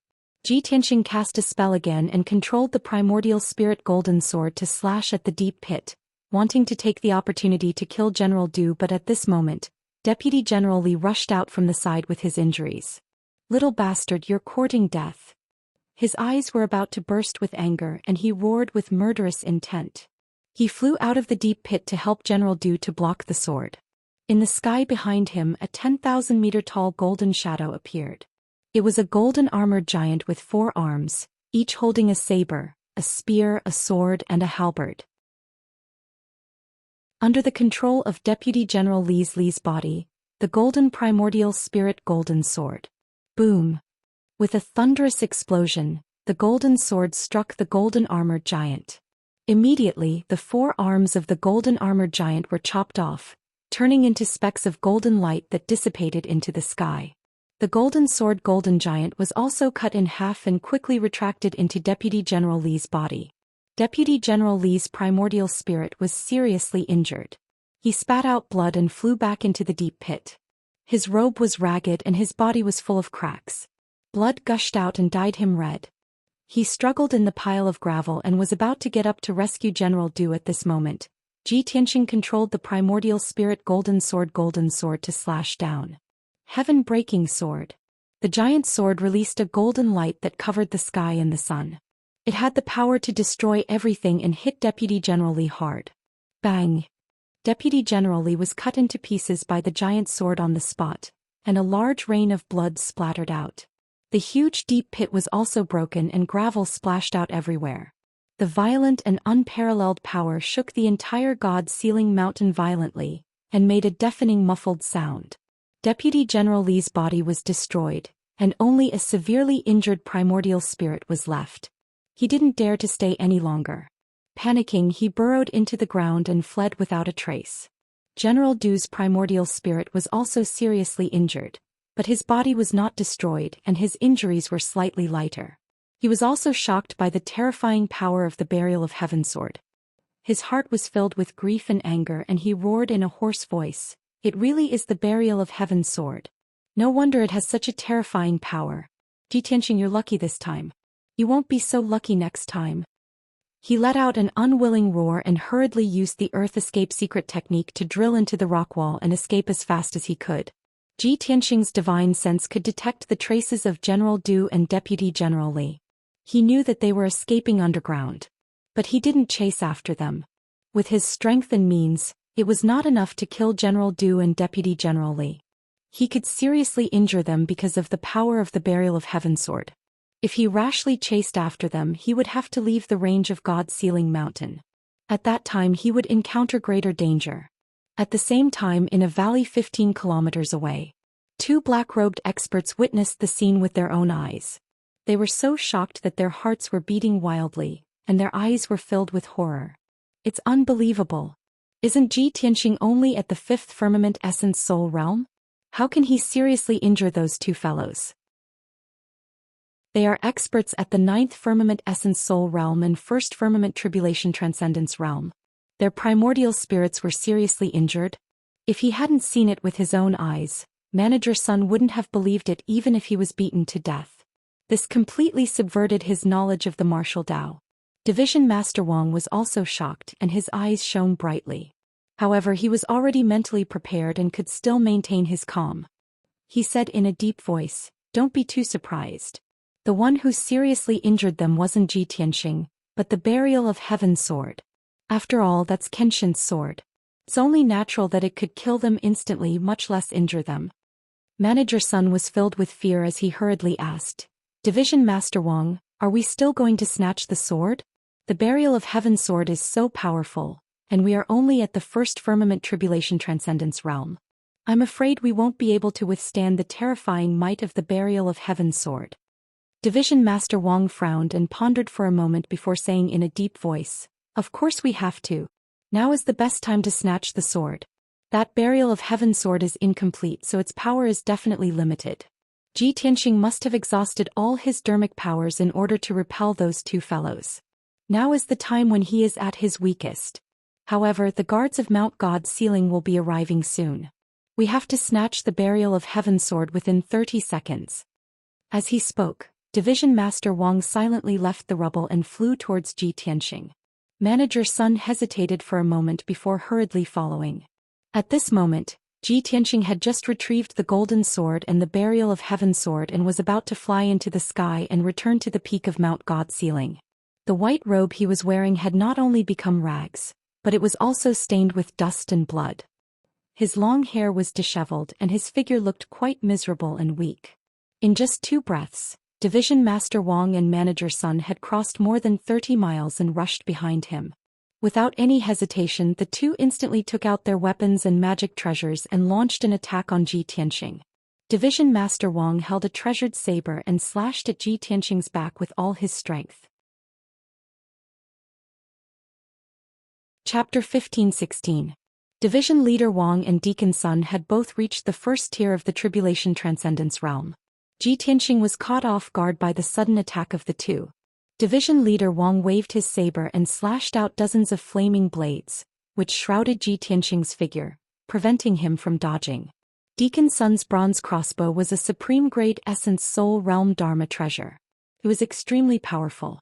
The icy blue arrow shot out from the bronze crossbow was only 3 feet long. It was crystal clear and contained an extremely cold aura. The power of this arrow was extraordinary.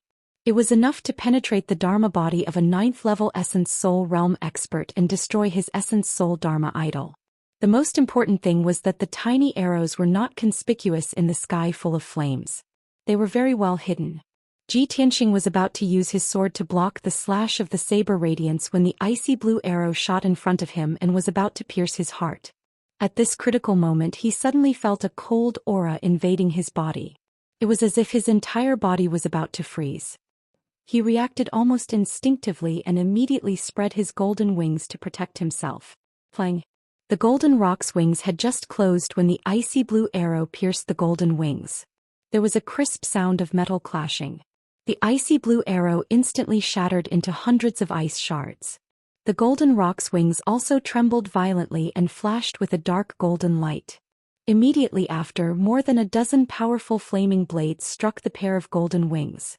There was another dull sound. Ji Tianxing was sent flying and smashed into the ruins not far away. The golden wings trembled violently and the golden light dimmed a little. It was obvious that their power had weakened a lot. Upon seeing this, Division Leader Wang and Deacon Sun frowned their eyebrows, as their eyes flickered with excitement. The two of them had been hiding under Mount God ceiling for more than 20 days. They had patiently watched the battle and waited until the last moment to attack. Originally, they were confident that they would be able to kill Ji Tianxing with a single strike. However, they did not expect that Ji Tianxing, who was already at the end of his rope, still had a trump card that could block their fatal attack. Zhoosh! With a flash of golden light, Ji Tianxing unfolded his golden rock wings and revealed his body. He flew out from the rubble ruins and stared at Division Leader Wang and Deacon Sun with a sharp gaze. His entire body emitted a killing intent that soared to the heavens. With a cold voice he shouted, "You two also want to steal the sword?" Division Leader Wang and Deacon Sun were startled for a moment. Their eyes under the bronze masks revealed sinister sneers. "That's right. Since you know, why don't you hand over the Sword of Burial of Heaven?" Ji Tianxing furrowed his brows. Many questions popped up in his mind and anger surged in his heart. Of course he knew that these two masked men in black were not in cahoots with the previous two. However, he could not understand how these people knew that he had the Sword of Burial of Heaven. Why would these two groups of people take such a huge risk to kill people at the foot of Mount God Bestowment and steal the sword? Division Leader Wang and Deacon Sun didn't give him any time to think. They immediately brandished their treasured sabers and released their bronze crossbows to attack him. "Sky Saber Splitter!" Division Leader Wang shouted angrily. He held the black treasured saber with both hands and slashed out 81 times in an instant. Each saber light was hundreds of feet long. They flickered with golden light and were extremely sharp and domineering. The 81 saber lights formed a crisscrossing saber net that descended from the sky toward Ji Tianxing. The saber net sealed the area within a radius of 10 miles, leaving him with no way to escape. Deacon Sun also activated the bronze crossbow with all his strength. He released 3 dark golden arrows that shot toward Ji Tianxing's forehead, throat and heart. Ji Tianxing was in a perilous situation. If he couldn't block the saber lights and arrows, his life would be in danger. At this critical moment he didn't hesitate to use the primordial spirit golden sword and took out the Sword of Burial of Heaven. "Burial of Heaven, lend me a hand." He used his divine thought to send a message to the sword soul of Burial of Heaven. In the next moment, the Sword of Burial of Heaven expanded to 1,000 feet tall and merged with the primordial spirit golden sword again.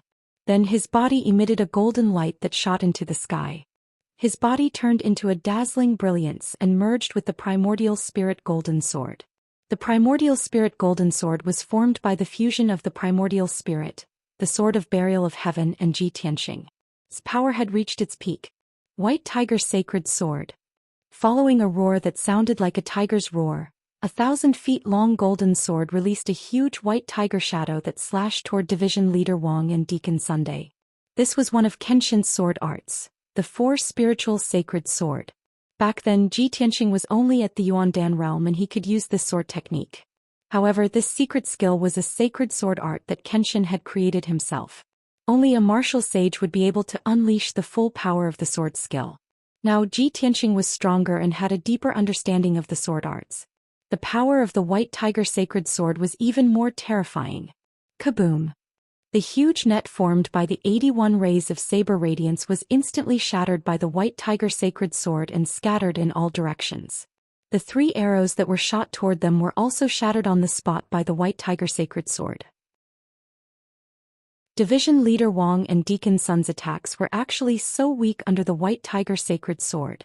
The two of them looked on helplessly as the huge sword slashed down on them. However, they were suppressed by the terrifying power and had no time to dodge or escape. Their eyes were filled with shock and fear. They were shocked that Ji Tianxing could use such a marvelous sword technique and were fearful of the terrifying power of the Sword of Burial of Heaven. Bang! With a loud muffled sound, Division Leader Wang and Deacon Sun were sent flying by the huge golden sword. They crashed into the ground with a loud bang. A huge ravine that was 30 miles long and 10,000 feet wide was formed on the rocky ground. Endless crushed stones flew into the sky and the earth within a radius of a few hundred miles trembled. The majestic Mount God bestowment shook again. At the bottom of the huge ravine, Division Leader Wang and Deacon Sun were lying in the ruins covered with blood. Their bodies were covered by the earth and rocks. Fortunately, the two of them had the strength of the Tribulation realm, so they were lucky enough to escape and block the white tiger sacred sword's attack. However, their corporeal bodies were filled with cracks like broken porcelain bowls. Dark golden blood soaked their robes and mixed with the earth. They looked very miserable. Their primordial spirits were also injured by the white tiger sacred sword. Their consciousness was somewhat blurry and drowsy. At this moment, Deacon Sun recalled what Division Leader Wang had said before. After all, that is Kenshin's sword. Not to mention injuring them, even if it killed them instantly, it would be reasonable. He had personally experienced the terrifying power of the Sword of Burial of Heaven and his heart was filled with regret. Damn it! We already knew the terrifying power of the Sword of Burial of Heaven and saw the two of them being seriously injured with our own eyes. Why did we also end up like this and repeat the same mistake? At this moment, Ji Tianxing used the secret technique again and his body fused with the huge sword once more. He wanted to use the Vermilion Bird Sacred Sword to deal with Division Leader Wang and Deacon Sunday. The two of them suddenly woke up and were filled with anger and worry. Chapter 15-17. Although Division Leader Wang and Deacon Sun were both at the first level of the Tribulation Transcendence realm, they did not know each other. They did not know Ji Tianxing at all, let alone Ji Tianxing's true strength and trump cards. Division Leader Wang's wrong judgment led to them being injured by the white tiger sacred sword. Not only did Ji Tianxing not fall into a weakened state, but he also used an even more powerful ultimate move. If they continued to fight, they would not be able to gain the upper hand at all, and they would not be able to obtain the Sword of Burial of Heaven. When the golden armored guards of Mount God's ceiling arrived, not only would their plan fail but they would also be captured. At that time their identities would be exposed. Swoosh, swoosh. The two of them flew into the sky with all their might, turning into two streams of light and quickly disappearing into the horizon. With Ji Tianxing's strength he could not catch up to them at all. He could only watch as they escaped. Swoosh. The golden light faded and his figure appeared standing in the sky. The Sword of Burial of Heaven and the Essence Soul Golden Sword quickly separated, shrinking thousands of times and returned to his body. He looked up at the sky and saw a few golden lights flashing through the clouds. A team of golden armored guards was rushing over as fast as lightning. He frowned and thought for a moment, then used the divine concealment step to stay invisible. He went around the golden armored guards and returned to the peak of Mount God's ceiling from the side. 800 breaths have passed since I was attacked, and the golden armored guards have only just arrived. They are really slow. Don't tell me they don't care about anything outside of Mount God's ceiling?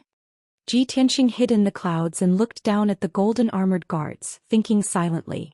The golden armored guards rushed to the square at the foot of the mountain and began to search and investigate.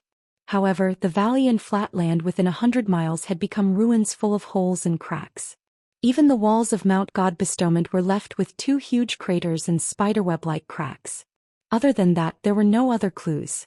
The golden armored guards searched the ruins for a long time, but they did not find any clues and could only return empty-handed.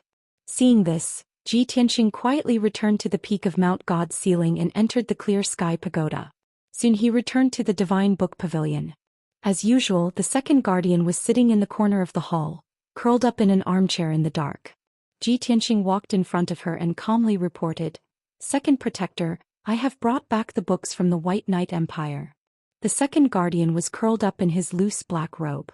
When he heard Ji Tianxing's voice, he opened his turbid green eyes and glanced at him. "Put those books on the bookshelves according to their categories,"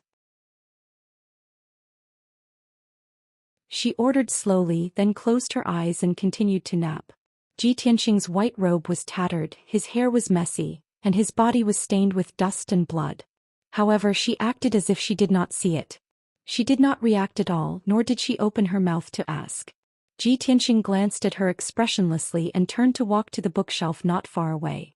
He took out the black ring, took out a few thousand books from it, and arranged them on the corresponding bookshelves according to different categories. An hour later he put all the books on the shelves and returned to the secret room. The previous battle consumed most of his magic power, and he also suffered some minor injuries. Fortunately, with the help of the Burial of Heaven, he was able to beat back the 2 waves of attackers. After he treated his injuries, he sat on the futon and closed his eyes to rest, silently pondering. Whether it is the Great Guardian or the Second Guardian, they are both unreasonable people. This clear sky pagoda is not like the sky-bearing sect in the monarch mansion that I used to stay in. The rules here are strict and there is no human touch to speak of. The Great Guardian is cold and strict. The second guardian saw that I was injured but did not care. The golden armored guards also came late. Humph. The so-called Holy Land of martial arts may have some divinity, but there is not much humanity. Ji Tianxing secretly thought in his heart, and the corner of his mouth hooked up into a disdainful sneer. He decided to hide the fact that he was attacked at the foot of the mountain and would never report it to the people of the Clear Sky Pagoda. After all, he had offended the Great Guardian, and even if the Great Guardian knew that he had been attacked, he would most likely turn a blind eye. Most importantly, if he reported this matter to the 2 guardians and the divine envoys, it would implicate the Sword of the Burial of Heaven. 2 groups of people who have nothing to do with me actually ran to the foot of Mount Godseal and took a huge risk to snatch the Sword of the Burial of Heaven. How did they know that the Sword of the Burial of Heaven was in my hands? And why did they try so hard to snatch it? Ever since he had come to Shenwu continent, he had only shown his face in the Outcloud Empire and had never gone to the Day-Night Empire. Now 2 envoys from the Day-Night Empire had actually attacked him and tried to snatch the Sword of the Burial of Heaven. He could not help but wonder if the Sword of the Burial of Heaven was hiding some shocking secret that had caused these people to be so crazy about it. Previously, he had read hundreds of thousands of books and had a sufficient understanding of Kenshin's life experiences and legends. He knew that Kenshin was the #1 powerhouse on Shenwu continent, and he was worshipped by millions of warriors. The Sword of the Burial of Heaven that Kenshin was wearing was naturally a divine sword that was known throughout the continent. Although the Burial of Heaven is a divine sword that everyone knows, 1,000 years have passed, and the Burial of Heaven in my hands is damaged and incomplete. Who would be able to recognize that it is the Sword of the Burial of Heaven? When he thought of this question, his first reaction was that it was someone from the Outcloud Empire. After I came to Shenwu continent, I only traveled around the Outcloud Empire. The news of the Burial of Heaven must have been leaked at that time. At that time, Emperor Outcloud personally came to find me and saw my Sword of the Burial of Heaven. Could it be that he recognized the Sword of the Burial of Heaven and spread the news? If not, how could the people of the Day-Night Empire know that I have the Sword of the Burial of Heaven? But why didn't Emperor Outcloud directly seize the Sword of the Burial of Heaven after recognizing it? Instead, why did he spread the news and let the powerhouses of other countries come to Mount Godseal to seize the sword? Ji Tianxing analyzed the situation for a while and determined that it was Emperor Outcloud who had recognized the Sword of the Burial of Heaven and spread the news. However, he could not understand why Emperor Outcloud had done this. Was he trying to get someone else to do his dirty work? Emperor Outcloud was a martial saint powerhouse, so there was no need for the emperor of a country to do such a thing. Ji Tianxing pondered for a long time, but he still could not figure out this problem. However, he was certain that a huge conspiracy was coming his way. After a while he thought of another more important problem. Since Emperor Outcloud could recognize the Sword of the Burial of Heaven, then the first, second, and divine envoys of the Clear Sky Pagoda might also recognize it. Fortunately, I haven't used the Sword of the Burial of Heaven in front of everyone since I came to the Clear Sky Pagoda. If the Sword of the Burial of Heaven was exposed, who knows how much trouble and disturbance it would cause. Looks like I have to be extra careful in the future and hide the Sword of the Burial of Heaven. Unless it's absolutely necessary, I can't use it. After making up his mind, he stretched out his right hand and brought out the Sword of the Burial of Heaven. Just as he was about to put the Sword of the Burial of Heaven into his spatial ring, a clear voice rang out in his mind. Chapter 15:18. Hearing this voice, Ji Tianxing was startled. Soon after, he smiled and sent a voice transmission. "Qian Yu, you've already finished your seclusion?" The voice transmission came from Qian Yu. Ever since he left the profound sky continent, Qian Yu and the little black dragon had been cultivating in seclusion in the Sword World. Qian Yu's clear voice rang out in his mind once more. 20 days ago I finished my seclusion and my strength has increased by a great deal. Old Ji, come in quickly, I've made a great discovery. A great discovery? Ji Tianxing raised an eyebrow, his interest piqued. He opened the entrance to the Sword World and his figure flashed into the Sword World, appearing in the sky above peaceful Earth City. Qian Yu was flying in the blue sky, his body over 300 meters long and his 12 furry tails flickering with an icy blue light. After not seeing him for a long time, Ji Tianxing sized him up and found that his strength had reached the 5th layer of the spirit refining realm. When Qian Yu saw him, she hurriedly flew over, her clear eyes filled with excitement. "Old Ji, come with me, I'll take you to a place." As he spoke, he carried Ji Tianxing on his back and flew towards the northeast of peaceful Earth City. Ji Tianxing was a little confused and asked, "Qian Yu, where are you taking me? What did you discover?" Qian Yu flew through the sky as fast as lightning and said, "Old Ji, the Sword World is growing every day, constantly expanding its space. You should know this, right?" "Of course." Ji Tianxing nodded and explained, "As the Burial of Heaven's strength continues to recover, the Sword World will also expand. When the Burial of Heaven recovers to its peak, the Sword World will also return to its original state, becoming a great world." Qian Yu nodded to express his understanding and explained, 20 days ago when I finished my seclusion, I went around the Sword World to see how much it had expanded. As a result, I discovered a mysterious forbidden area at the northern border." Mysterious forbidden area? Ji Tianxing frowned and asked doubtfully, "What is the forbidden area?" Qian Yu said excitedly, "That forbidden area is in the mountains, sealed by a powerful formation. It looks majestic and magnificent. Unfortunately, with my strength I can't get close at all, nor can I see the situation inside the forbidden area." Hearing what it said, Ji Tianxing became more confused and expectant. He said seriously, "Take me to see it." Qian Yu sped up, crossing one majestic mountain range after another, rushing towards the end of the horizon. About 2 hours later, Qian Yu finally reached the end of the Sword World. Boundless darkness appeared in the sky and on the ground in front of him. It was like an icy void. In the mountains next to the dark zone, there was a huge valley with a circumference of over 200 miles. The valley was surrounded by towering mountain ranges, and it looked like a coiled dragon.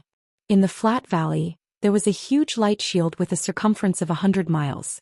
It emitted a 7-colored divine light and an incomparably powerful aura.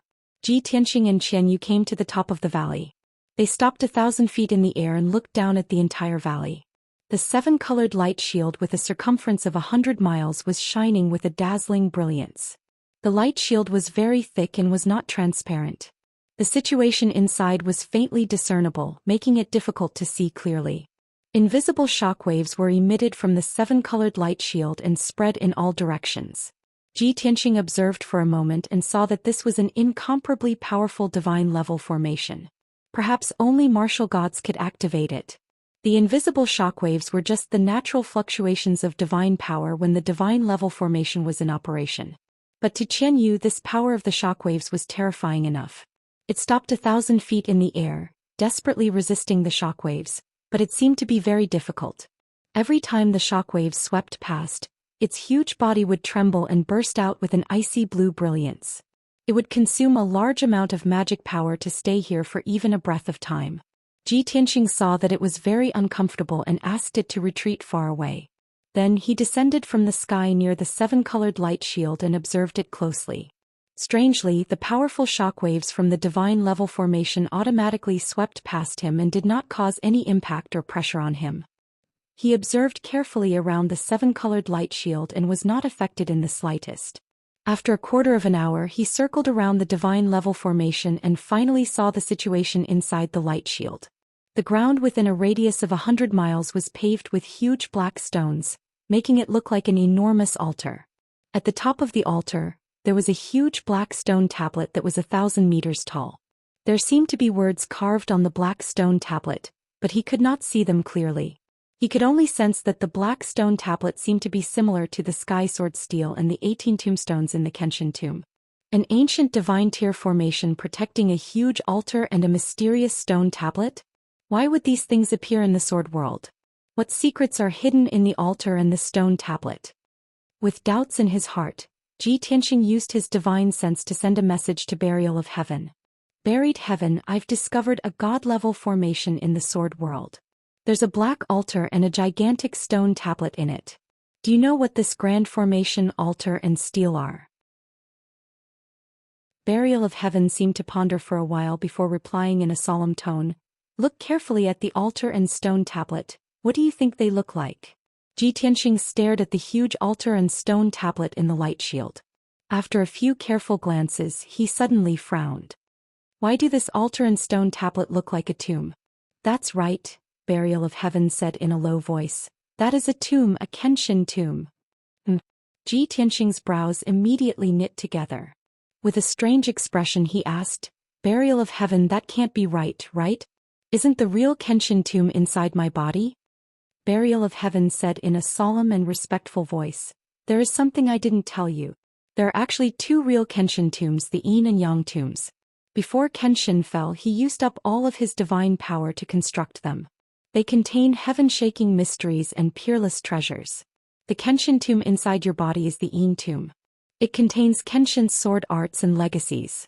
The Kenshin tomb in front of you is the Yang tomb. It contains Kenshin's relics and other things. The Yin and Yang tombs?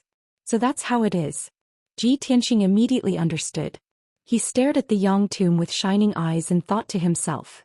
The Yin tomb inside my body not only has 18 tombstones, but also records Kenshin's supreme sword arts. There is another world inside the tombstones that connects the Heavenly Tome Pavilion and the Divine Weapon Pavilion. The importance of this Yang tomb shouldn't be any less than the Yin tomb.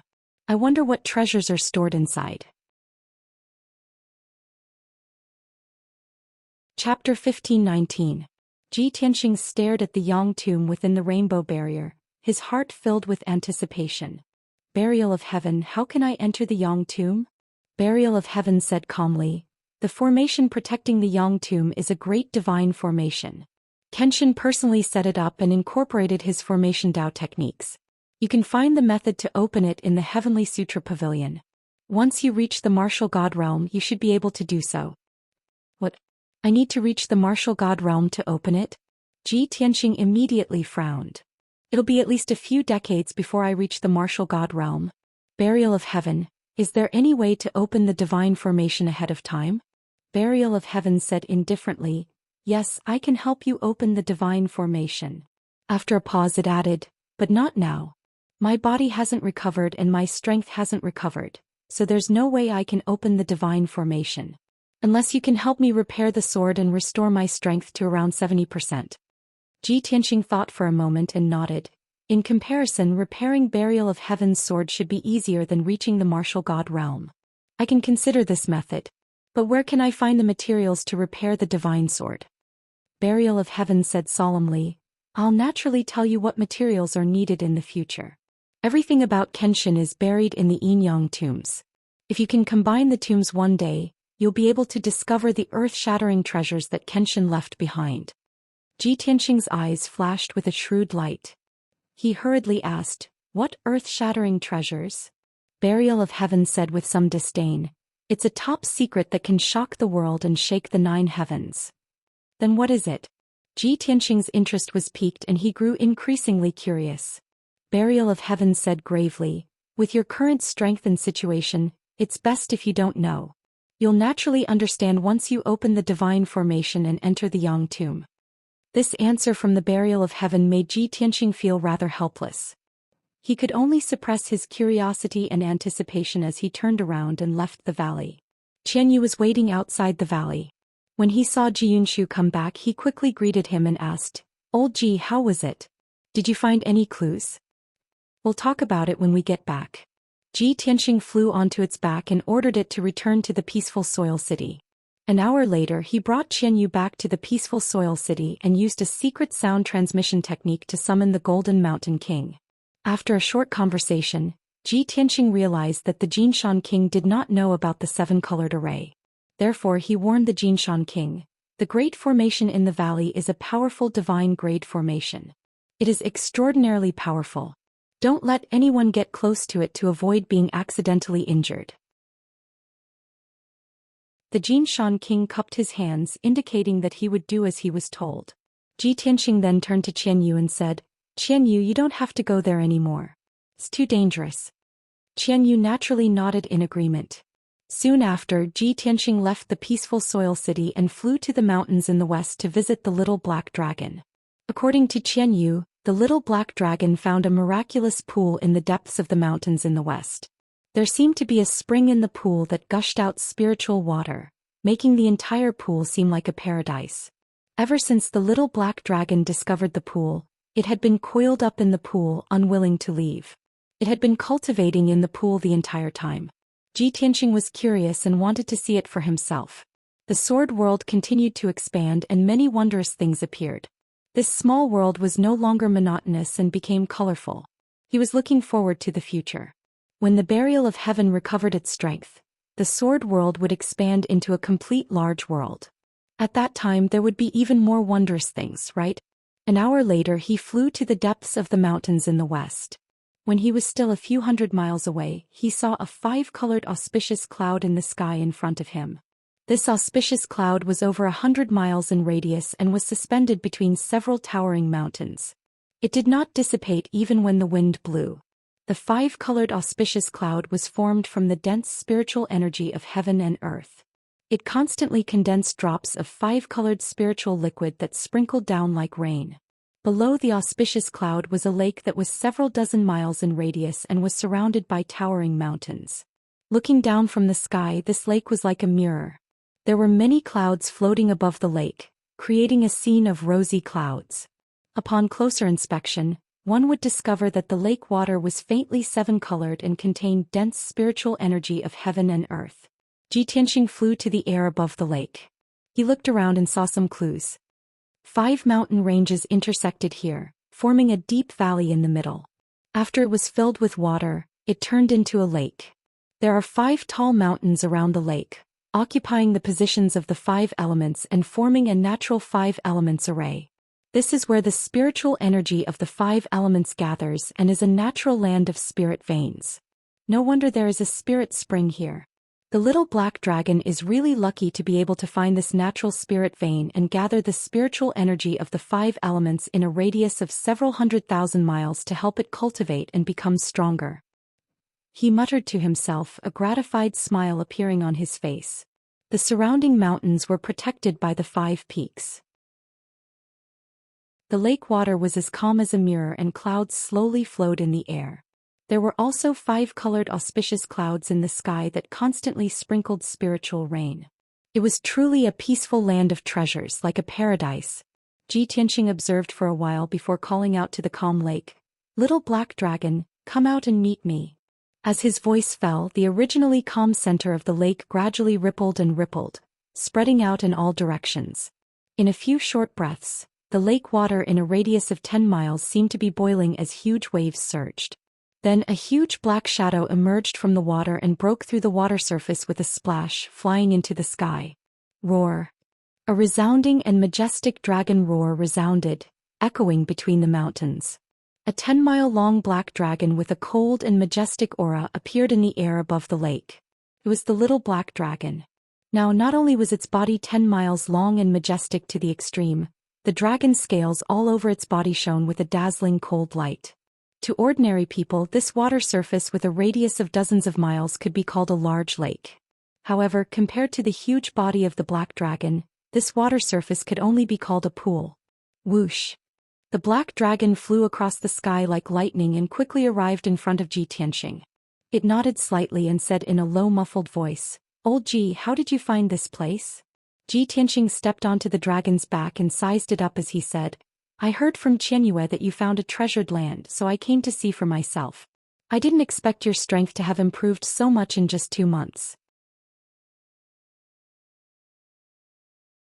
Chapter 15:20. The little black dragon circled above the lake, inhaling and exhaling like a whale sucking in water. It had a leisurely look on its face, and its tone was full of joy. "Old Ji, I talked to Qianyu before and my situation is the same as hers. I don't know why, but ever since we broke through to the spirit refining realm, it's as if we've awakened our bloodlines, gained intelligence and innate gifts.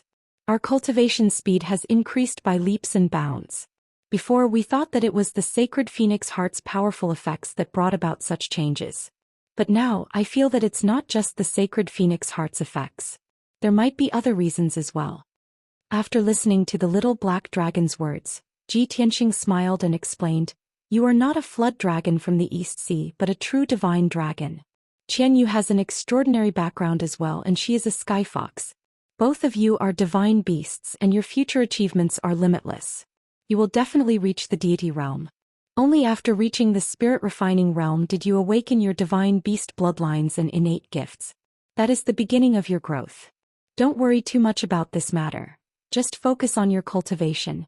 When you and Qianyu break through to the primordial spirit realm, we will be able to roam the Shenwu continent unhindered and roam the world." The little black dragon nodded solemnly, and a look of anticipation appeared in its large eyes. "Old Ji, we know that it won't be long before you go and find Yun Yao. At that time, you will definitely encounter many dangers and obstacles, so we have been cultivating diligently. We hope that we can help you in the future." Hearing its serious and sincere words, Ji Tianxing's heart warmed slightly and he nodded. "All right, I also look forward to the two of you becoming stronger as soon as possible and roaming the world with me." He chatted with the little black dragon for a while longer before leaving the 5 elemental spirit lakes. Not long after, he exited the sword world and returned to his private room to continue cultivating. It was late at night and not a sound could be heard. A bright moon hung high in the sky, sprinkling down bright moonlight. At the peak of Godseal Mountain, the 6 palaces that housed the geniuses of the 6 nations were still lit. Within the day-night palace, in a dark room, there were specks of dazzling multicolored light. A young man in a black robe was sitting on a futon made of spiritual jade. This person's figure was tall and straight and his face was like jade. He wore the attire of an elegant young master, and his bearing was rather noble and refined. He was the #1 genius of the White Knight Empire, the 7th son of the White Knight Holy Emperor Song Zhanyu. At this moment he was holding a white communication jade slip with both hands, which was flashing with white light. The jade slip recorded a secret order from the White Knight Holy Emperor. After he finished reading the order with his divine sense, he frowned and began to ponder. After a long time he put the jade slip into his interspatial ring and murmured with a complicated expression, "Ji Tianxing, the sword of burial of heaven. Who would have thought that the world's #1 divine sword would be in his hands?" This person was the #1 genius of the Chuyun Empire. The great emperor of the Chuyun Empire actually did not discover that he possessed the sword of burial of heaven and allowed him to come to the clear sky pagoda. Was this the will of the heavens? It was destined that the sword of burial of heaven would not belong to the Chuyun Empire. After Ji Tianxing came to the clear sky pagoda, he did not use any weapons or magic treasures. It seemed that he intentionally hid the existence of the sword of burial of heaven. If not for the order from my father, I would not have known this secret. The light in his eyes became sharper and sharper. He secretly clenched his fists and murmured to himself, "However, since I know this secret, I must find an opportunity to snatch the sword of burial of heaven. If I can snatch the sword of burial of heaven for my father, I may be able to help my father advance to the martial god realm. At that time, My father will be able to stand shoulder to shoulder with martial god Taihao, and I will become the new holy emperor. Speaking of this, the corners of his mouth curled up into a faint sneer, and his eyes surged with traces of anticipation. However, he calmly pondered for a moment, and the sneer on his lips gradually disappeared. It's a pity that Ji Tianxing seems to be highly regarded and protected by the little princess. He was punished to clean the Divine Book Pavilion for half a year. In this half a year he will probably stay in the Divine Book Pavilion, and I will not have a chance to make a move. Could it be that I can only wait until half a year later during the God-Disciple test to make a move? That won't do. I have to think of a way as soon as possible and find a chance to make a move. Thinking of this, he frowned and pondered. Time passed very quickly. Unknowingly, another half a month had passed. In this half a month, Ji Tianxing had been in closed-door cultivation in the Divine Book Pavilion's secret chamber, and no one came to disturb him. After half a month of bitter cultivation, his strength steadily advanced towards the 6th level of the Essence Spirit Realm. It was a pity that he still could not fully comprehend the 6th move of the 9 Swords of Burial of Heaven. Early in the morning he ended his closed-door cultivation and walked out of the secret chamber. He walked to the edge of the hall and prepared to find some ancient books to read from a row of bookshelves. At this moment his gaze passed through the wide window and suddenly caught a glimpse of the square below the clear sky pagoda. There was a mighty troop that was walking towards a certain palace. It was an honor guard of about 200 people. There were more than 100 guards dressed in silver armor and more than 100 young and dignified maidservants. The guards had a dignified bearing while the maidservants' clothes fluttered in the wind. They carried all kinds of musical instruments and carried bamboo baskets filled with flowers. In the middle of the honor guard was a golden carriage inlaid with gold and jade. It had an imperial canopy and was surrounded by jeweled curtains. Ji Tianxing looked down at the honor guard from above. He could not see the person in the golden carriage, nor could he guess the identity of the person riding the carriage. But he thought to himself that a person who could put on such a grand display and enter God-Sealing Mountain's summit with such fanfare was likely to have an extraordinary background. Could it be Divine Lord Taihao's divine son or princess? Jiujiu's elder brother or sister? Moments later, the honor guard entered a resplendent palace before he retracted his gaze. Just as he turned his head, he saw the black-robed second guardian standing not far from him. The second protector came without a sound like a ghost. The pair of turbid eyes under the black robe were also staring at the square below the clear sky pagoda, watching the honor guard enter the palace. Ji Tianxing hesitated before asking, "Second guardian, that troop just now, whose honor guard is it?" Second guardian looked out of the window expressionlessly and said in a hoarse and calm voice, "It's the crown prince of the Thousand Snow Empire, Lu Li. He was once a disciple of the Clear Sky Pagoda. After he achieved great success, he left the Clear Sky Pagoda and returned to the Thousand Snow Empire to be conferred the title of Crown Prince. Every 3 years he will return to the Clear Sky Pagoda to pay his respects to Divine Lord Taihao in the temple. But he will first stay in the Temple of Tranquility for 7 days. After 7 days of cleansing he will go to the temple to pay his respects." "I see." Ji Tianxing nodded to show that he understood. Second guardian showed a gratified expression and continued, "Lu Li is very outstanding. He has come to the Divine Book Pavilion countless times, flipping through books without sleep or food. He has also consulted me many times about Taoist scriptures." Chapter 1521. In Ji Tianxing's eyes, the second guardian was a mysterious and unreasonable weird old woman. But when she talked about the crown prince of the Thousand Snow Empire, Lu Li, her tone and eyes were much gentler, revealing some kindness. Ji Tianxing immediately realized that in the second guardian's eyes, only a diligent and inquisitive young man like Lu Li, who focused on reading books, was a genius with both integrity and talent. And someone like him who had been in the Divine Book Pavilion for more than a month and only knew how to read history books and biographies, was a piece of rotten wood that could not be carved. Ji Tianxing was well aware of this point, but he did not bother to argue about it. That crown prince of the Thousand Snow Empire, Lu Li, had nothing to do with him, so he did not care. After a while the second guardian slowly walked away. Ji Tianxing also returned to the secret chamber and continued to cultivate. Staying in the Divine Book Pavilion, the days were boring and dull. But he had long been used to it. Instead he felt very comfortable and at ease, which was more convenient for him to cultivate and comprehend swordsmanship. However, the peaceful days were only 3 days old when they were interrupted. In the evening, Ji Tianxing was cultivating in the secret chamber. Suddenly, the second guardian's deep voice came from outside the door. Ji Tianxing, come out quickly. I have something to tell you. Ji Tianxing was interrupted. He could not help but frown. He got up slowly and walked out of the secret chamber. The second guardian was standing outside the door.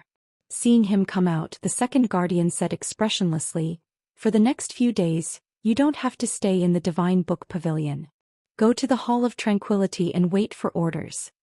Hearing this, Ji Tianxing was stunned. He frowned and asked, Hall of Tranquility? Isn't that where the Crown Prince of the Thousand Snow Empire lives temporarily? Yes. The second guardian nodded and said indifferently, after you go to the Hall of Tranquility, you must obey orders and serve the Crown Prince of the Thousand Snow Empire.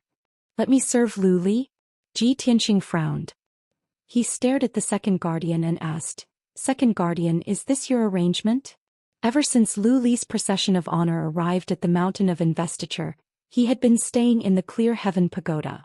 Now, second guardian suddenly told him to serve Lu Li at the Hall of Tranquility. No matter how one looked at it, it seemed to be the second guardian's decision. After all, she valued Lu Li. However, Ji Tianxing was dissatisfied and secretly thought, not to mention the Crown Prince of the Thousand Snow Empire, even the Holy Emperor of the Thousand Snow Empire is not qualified for me to serve. Are you treating me like a servant? The second protector glanced at him as if he had seen through his thoughts. He explained in a cold tone, I'm just informing you. This is not my intention. This is the decision of the Grand Guardian. I heard that Lu Li is interested in you after hearing about your story. That is why he begged the Grand Guardian to let you go to the Hall of Tranquility. It's the Great Guardian again.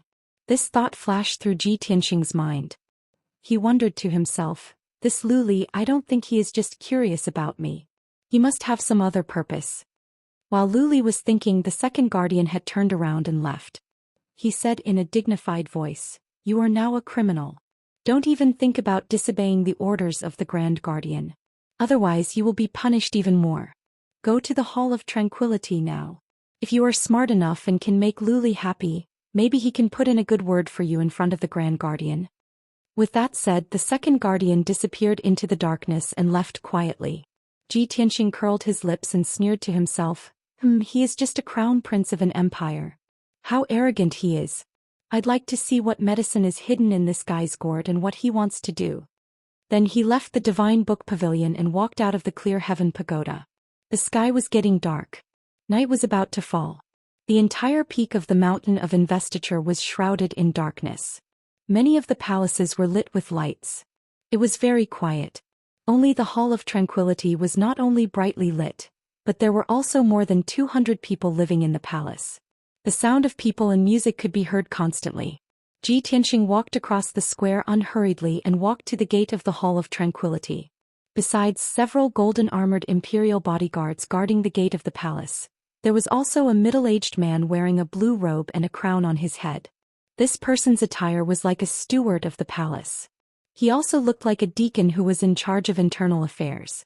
Seeing Ji Tianxing arrive, the blue-robed man waved at him and said with a kind expression, May I ask if you are young Master Ji Tianxing?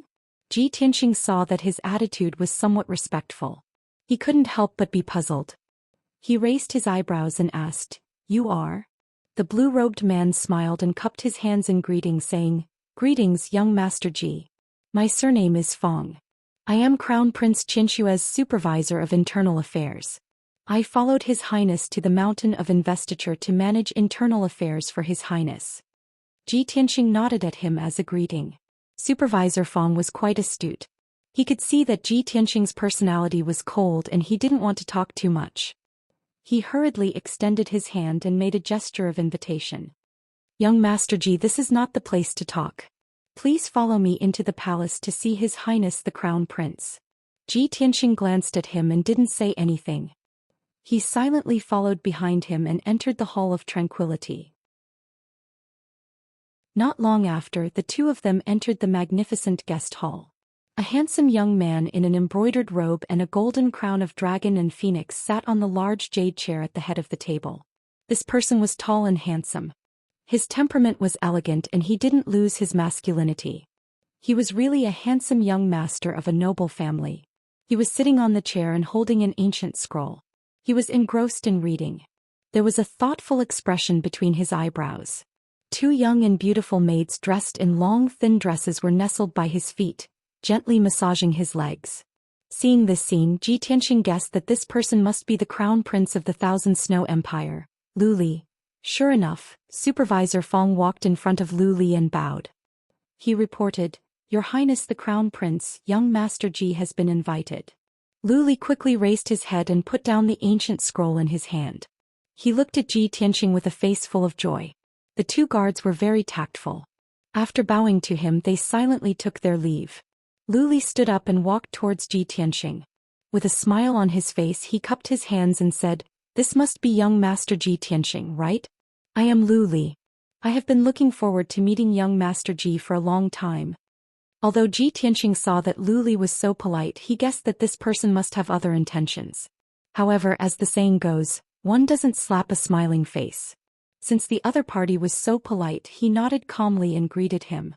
"Crown Prince Lu is too polite." The two exchanged some pleasantries and sat down. Supervisor Fong brought a cup of spirit tea for Ji Tianxing and silently stood next to Lu Li.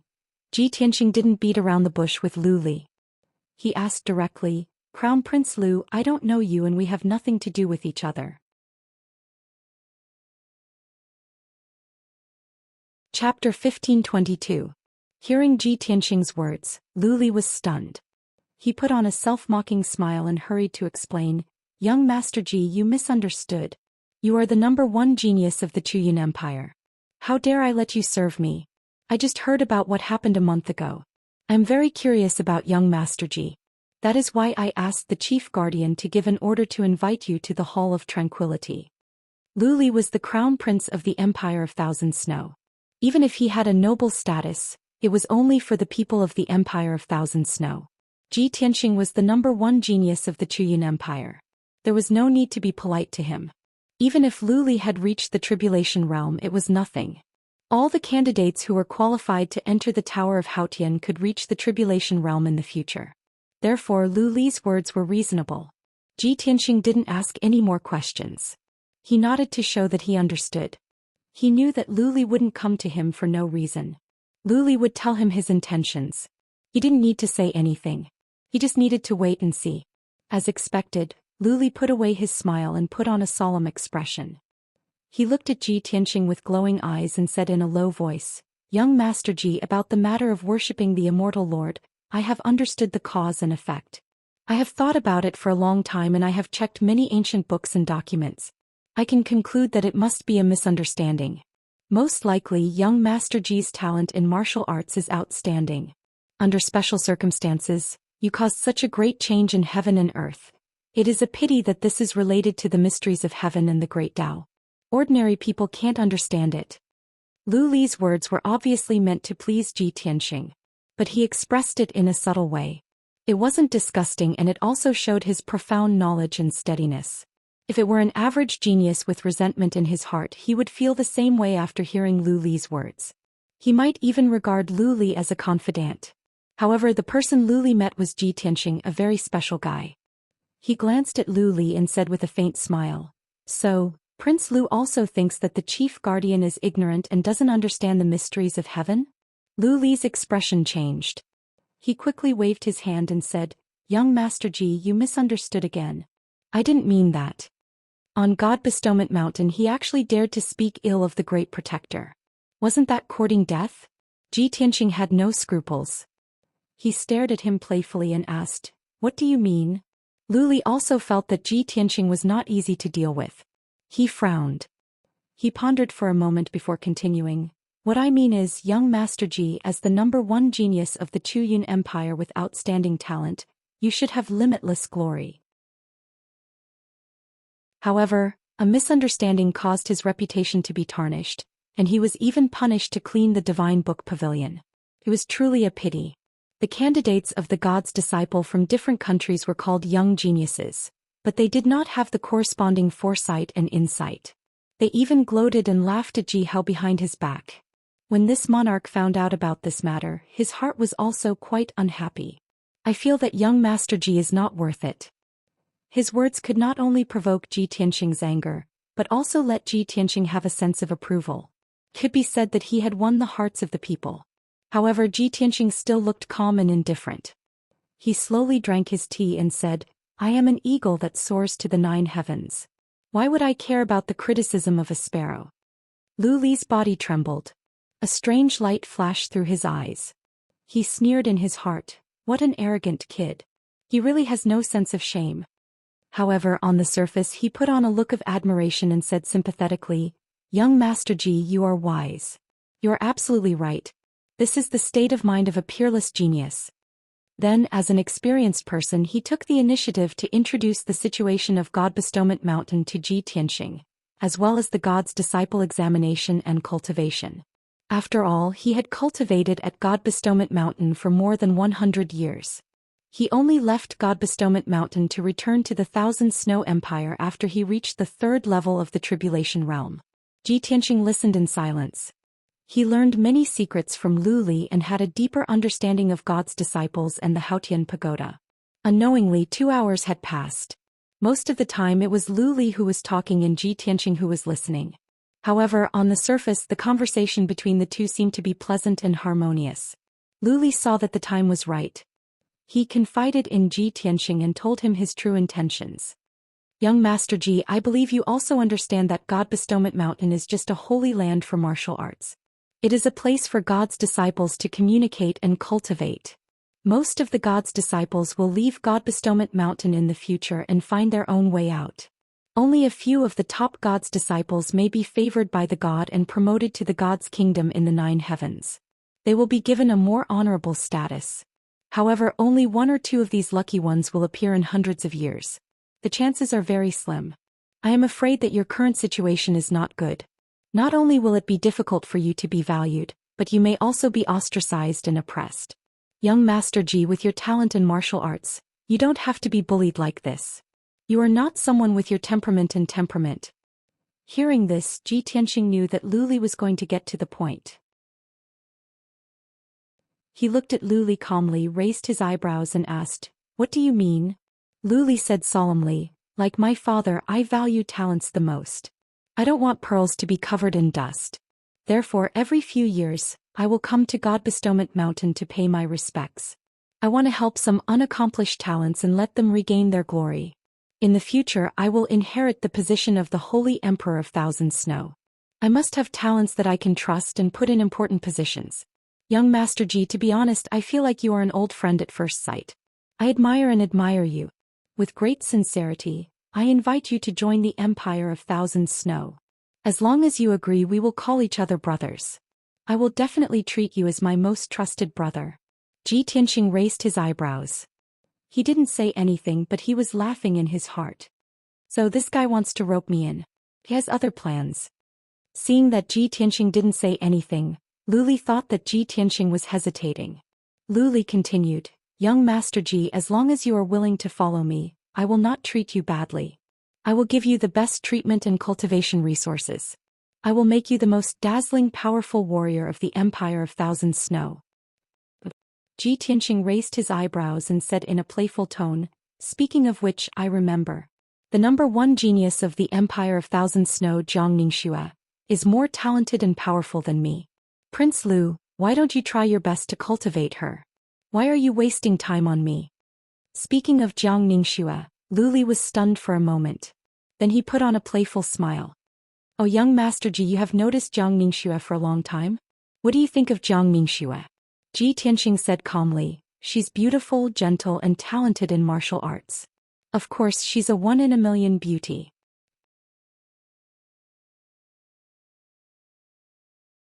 Chapter 1523. Ji Tianxing didn't expect Lu Li to suddenly say this. An idea popped up in his mind. A honey trap? Looks like this guy is plotting something big. With this thought, he looked at Lu Li calmly and shook his head. "Crown Prince Lu, Zhang Ningxue is a rare beauty, but love is a matter of mutual consent. Besides, I already have a wife. I only want to tie her down. I won't fall in love with anyone else. Lu Li seemed to have expected this answer.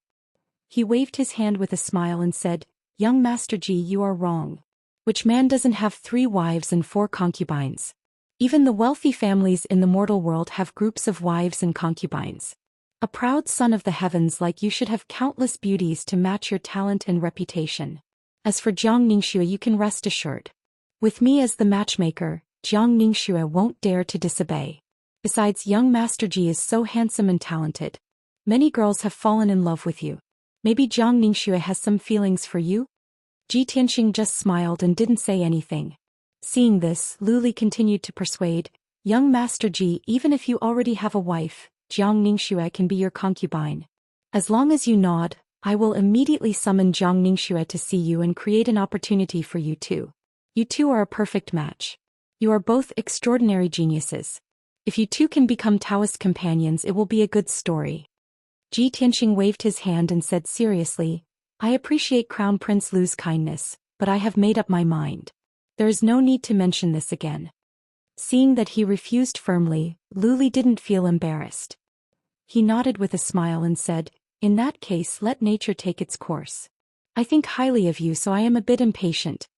Ji Tianxing stood up, cupped his hands and said, Crown Prince Lu, it is late. If there is nothing else, I will take my leave. Lu Li nodded and said, All right, let's stop here for tonight. Young Master Ji, go and rest.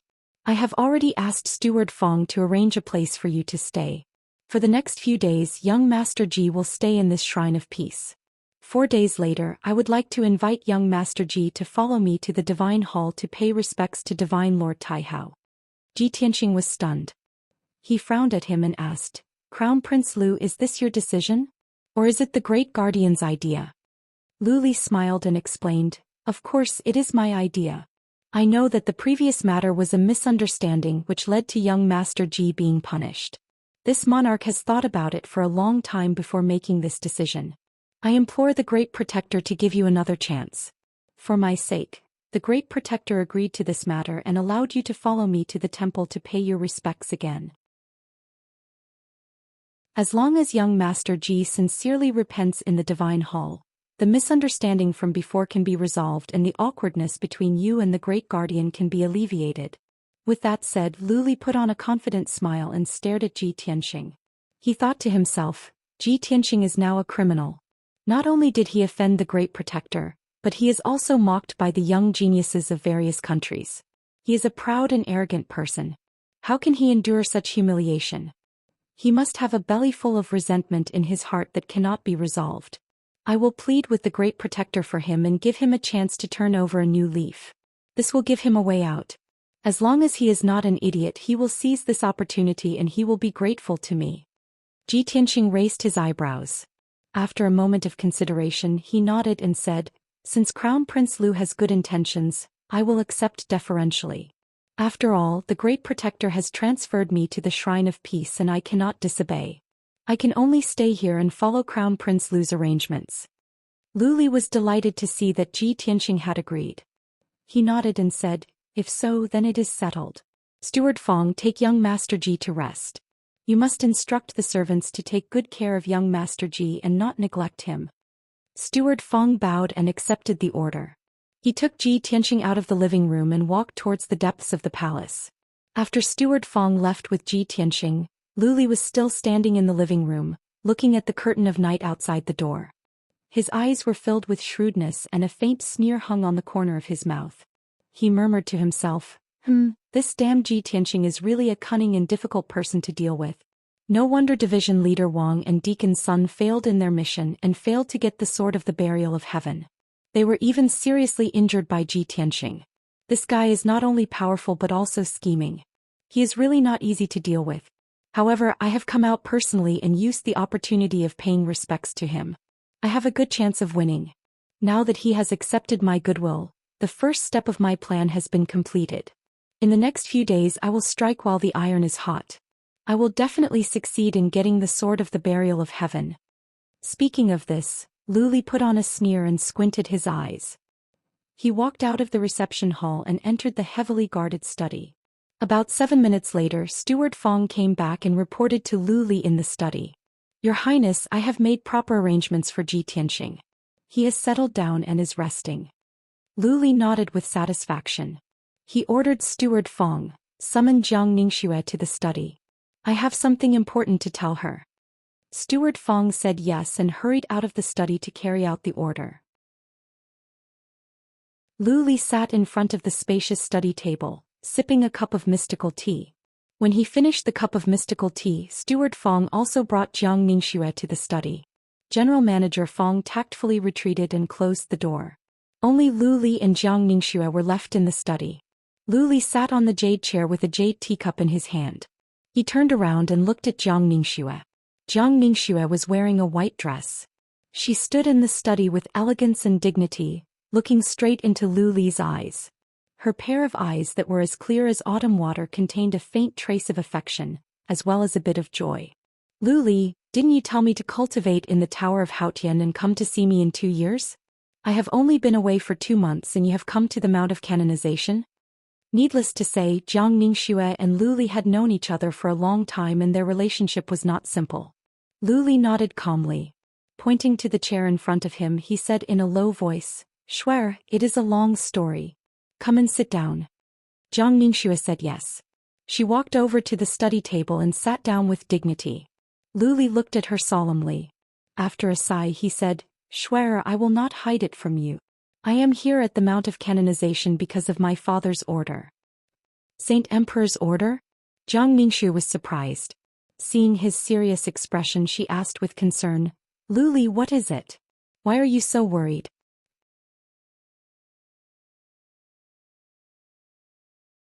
Chapter 1524. The Sword of Burial of Heaven? Jiang Ningxue's body trembled. Her eyes were filled with shock. Are you talking about Kenshin's sword, the legendary #1 sword in the world? Yes. Lu Li nodded solemnly. Jiang Ningxue's pretty face was filled with disbelief. More than 1,000 years ago, Kenshin defeated all the heroes in the world with the Sword of Burial of Heaven. He even suppressed the 3 martial gods. Everyone knows about this. Of course, I have heard of Kenshin and the #1 sword. However, after Kenshin died, didn't the Sword of Burial of Heaven disappear without a trace? Lu Li nodded and explained, 8,000 years ago the Sword of Burial of Heaven did disappear with Kenshin's death. However, the Sword of Burial of Heaven has reappeared in the world today. A lucky guy got the sword and came to the Clear Heaven Pagoda. That lucky guy is the #1 genius of the Outcloud Empire, Ji Tianxing. What? Jiang Ningxue was even more surprised. Her eyes were filled with disbelief. That cold and arrogant guy in a white robe? He offended the dignity of the Divine Master during the worship ceremony, causing great changes in heaven and earth. The Divine Master was furious. Before she could finish, Lu Li shook his head and said, No one knows the exact reason for that matter. However, I think it has something to do with the Sword of Burial of Heaven.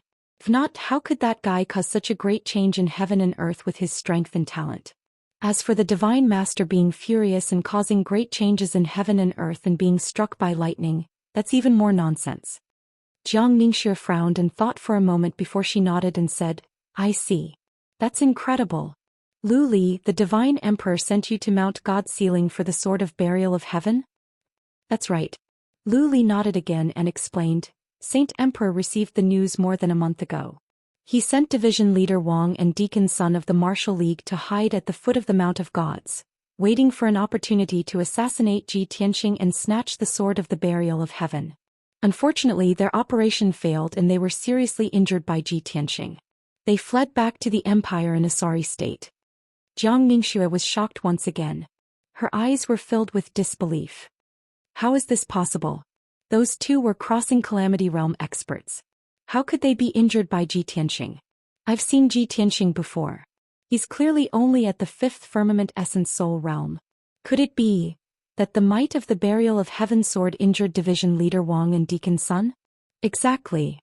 Lu Li nodded slightly and said solemnly, The Burial of Heaven is the #1 sword in the world. Its might is unparalleled. Anyone who can obtain it can find Kenshin's tomb and obtain Kenshin's supreme techniques and inheritance. Not only can they become an God of War expert, they can even break through the shackles of heaven and earth and ascend to the upper world. Therefore, the divine emperor gave a death order to obtain the sword of the burial of heaven at all costs. For this we can pay any price.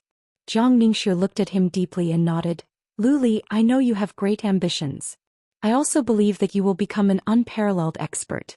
Since you have the divine emperor's order, I will do my best to help you achieve your wish. Lu Li was touched.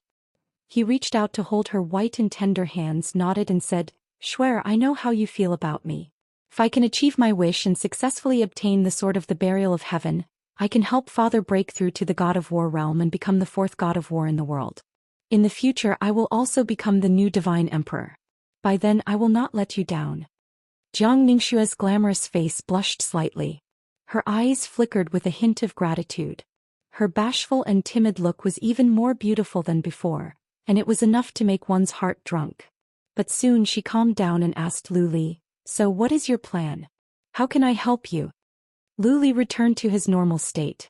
He said seriously, So far there are also people from the Empire of White Knight who know the news.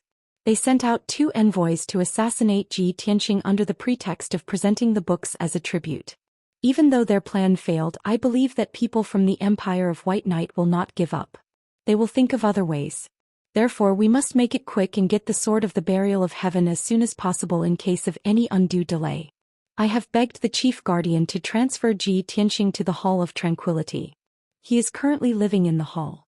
When the news spreads out, all the geniuses from different countries will understand that I am trying to win over Ji Tianxing and Ji Tianxing will accept it.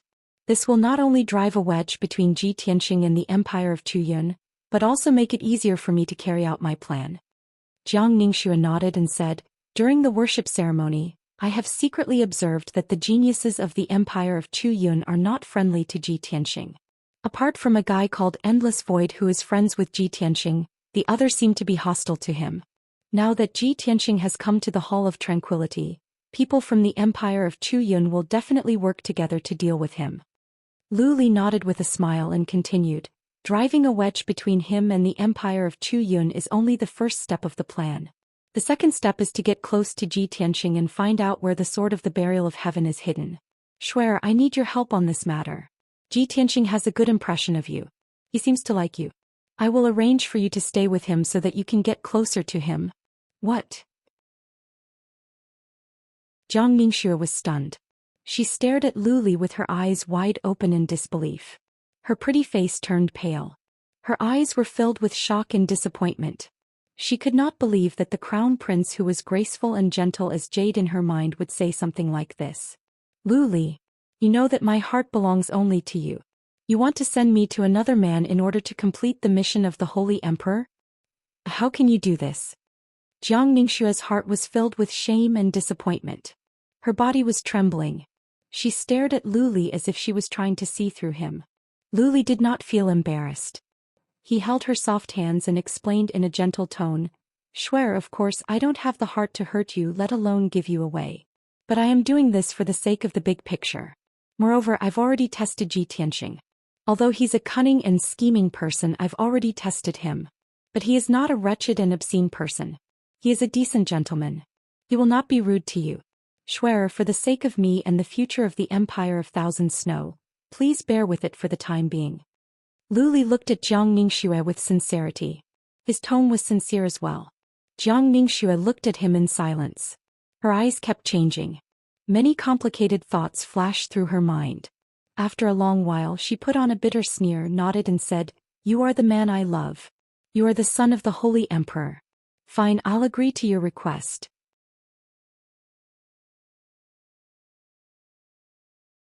Chapter 1525. Early the next morning the sun had just risen. Ji Tianxing changed into a white robe with patterns of stars and clouds and a jade crown with the help of maids. After washing his face and rinsing his mouth, he walked out of the room and stood under the eaves of the door, observing the situation in the house. This was a yard in the depth of the palace. It was built in a magnificent manner and the environment was quiet and elegant. There were guards on all the roads and gates. There were more than a dozen young and beautiful maids in the hall. Lu Li is so sincere. Keeping me in the Hall of Tranquility is just the first step. He must have other plans and means. Ji Tianxing thought to himself. A glint of coldness rose in his eyes. Right at that moment, A crisp and pleasant voice of a lady came from next to him. "Young Master Ji, how come you are in the mood to watch the sun rise so early in the morning?" Hearing the voice, Ji Tianqing turned to the right. He saw a slim and graceful figure in a white dress standing under the eaves of the corridor.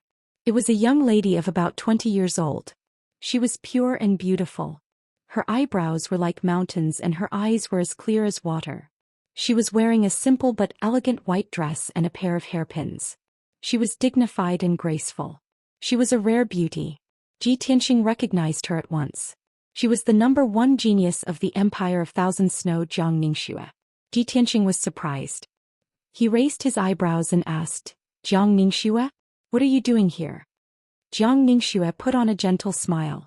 She walked to him and said in a gentle voice, "Young Master Ji, have you forgotten? I am a citizen of the Empire of Thousand Snow.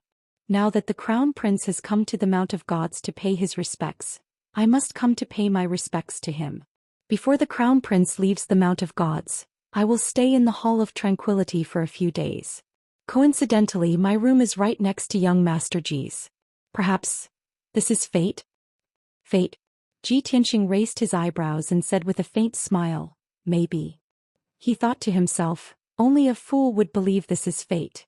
Last night, Luli said he wanted to set me up with Jiang Ningxue. This morning, Jiang Ningxue showed up in the room next to mine. How could Luli be so obvious?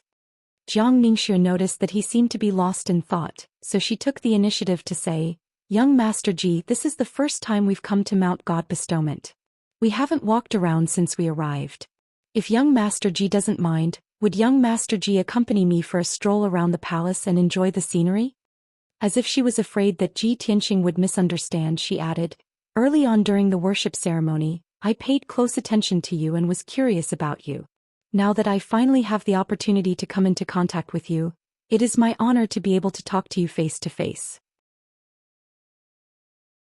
How can I refuse a beauty's invitation? Wouldn't it spoil the scenery?" Ji Tianqing nodded calmly and agreed to her request. Thus the two of them walked side by side, casually strolling around the palace, chatting as they walked. Jiang Ningxue's appearance and temperament were outstanding. She also had a faint natural fragrance. Her breath smelled like orchids when she spoke. She and Ji Tianqing were close to each other, as if they were a couple who had fallen in love with each other. Her faint fragrance kept teasing Ji Tianqing's heart. If he were an ordinary young man, he would have been tempted by her. Even if he didn't take advantage of her, he would keep glancing at her curvaceous and graceful figure. However, Ji Tianqing remained calm and his eyes were clear. There was not a trace of distracting thoughts in his mind. Soon 2 hours passed. Ji Tianqing and Jiang Ningxue walked around the Temple of Tranquility. They admired the 2 gardens and the crystal lake before returning to their residence. Ji Tianqing found some clues after spending 2 hours with her. While he was thinking, Jiang Ningxue also remained silent. She seemed to be absent-minded, as if she had something on her mind. Based on Jiang Ningxue's expressions, reactions and some of her actions, Luli could tell that Jiang Ningxue was trying to please him, but in fact she was resisting him.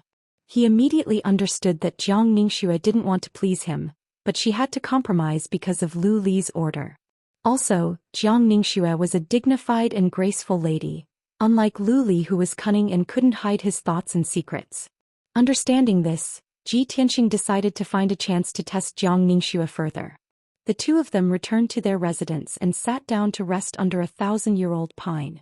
The maids had already placed all kinds of fruits, pastries and tea on the stone table under the tree for them to enjoy. Jiang Ningxue sat in a dignified posture, holding a teacup and drinking tea. Ji Tianqing frowned and thought for a moment. Suddenly he had an idea. He looked at Jiang Ningxue and said with a smile, "Lady Jiang, among the geniuses of the 6 states, you are one of the top 3. I admire you very much. Recently, when I was cultivating my swordsmanship, I encountered some bottlenecks and questions that I couldn't solve. Lady Jiang, please help me to see what is wrong with my swordsmanship and how I can break through the bottleneck." With that said, he took out a black sword from his interspatial ring before waiting for Jiang Ningxue's answer or not. This 1-meter-long black sword had an exquisite and gorgeous design. A lifelike black dragon was coiled around the hilt. The sword was emitting a sharp coldness.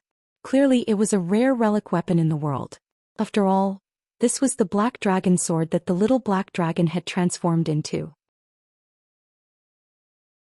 Ji Tianxing had just communicated with the little black dragon with his spiritual power and confirmed his plan. Holding the black dragon sword, he stood up and walked to the center of the yard, ready to display his swordsmanship.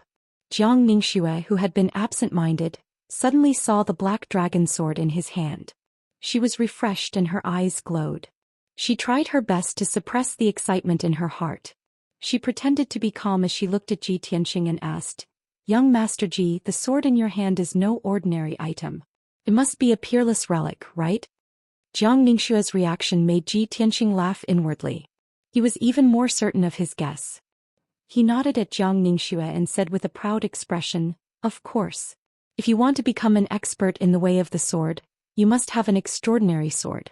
And this sword in my hand is a divine weapon that is one in a million." Jiang Ningxue saw his proud expression and became even more anxious. She stared at the black dragon sword, almost unable to move her eyes away. "Young Master Ji, since this sword is so extraordinary, it must have a famous name, right?" Hearing this question, Ji Tianxing immediately frowned. He nodded with a strange expression and said, "Of course it has a name, but it's not famous. It's a little strange. This sword is called Burial of Heaven. This name is a little..." When he said this, the voice of the Burial of Heaven suddenly sounded in his mind. It said with some displeasure, "Even if you want to put on an act, don't slander me, all right?" Ji Tianxing hurriedly transmitted his voice to persuade it. "Burial of Heaven. You just need to sleep and recuperate. Don't worry about these trivial matters."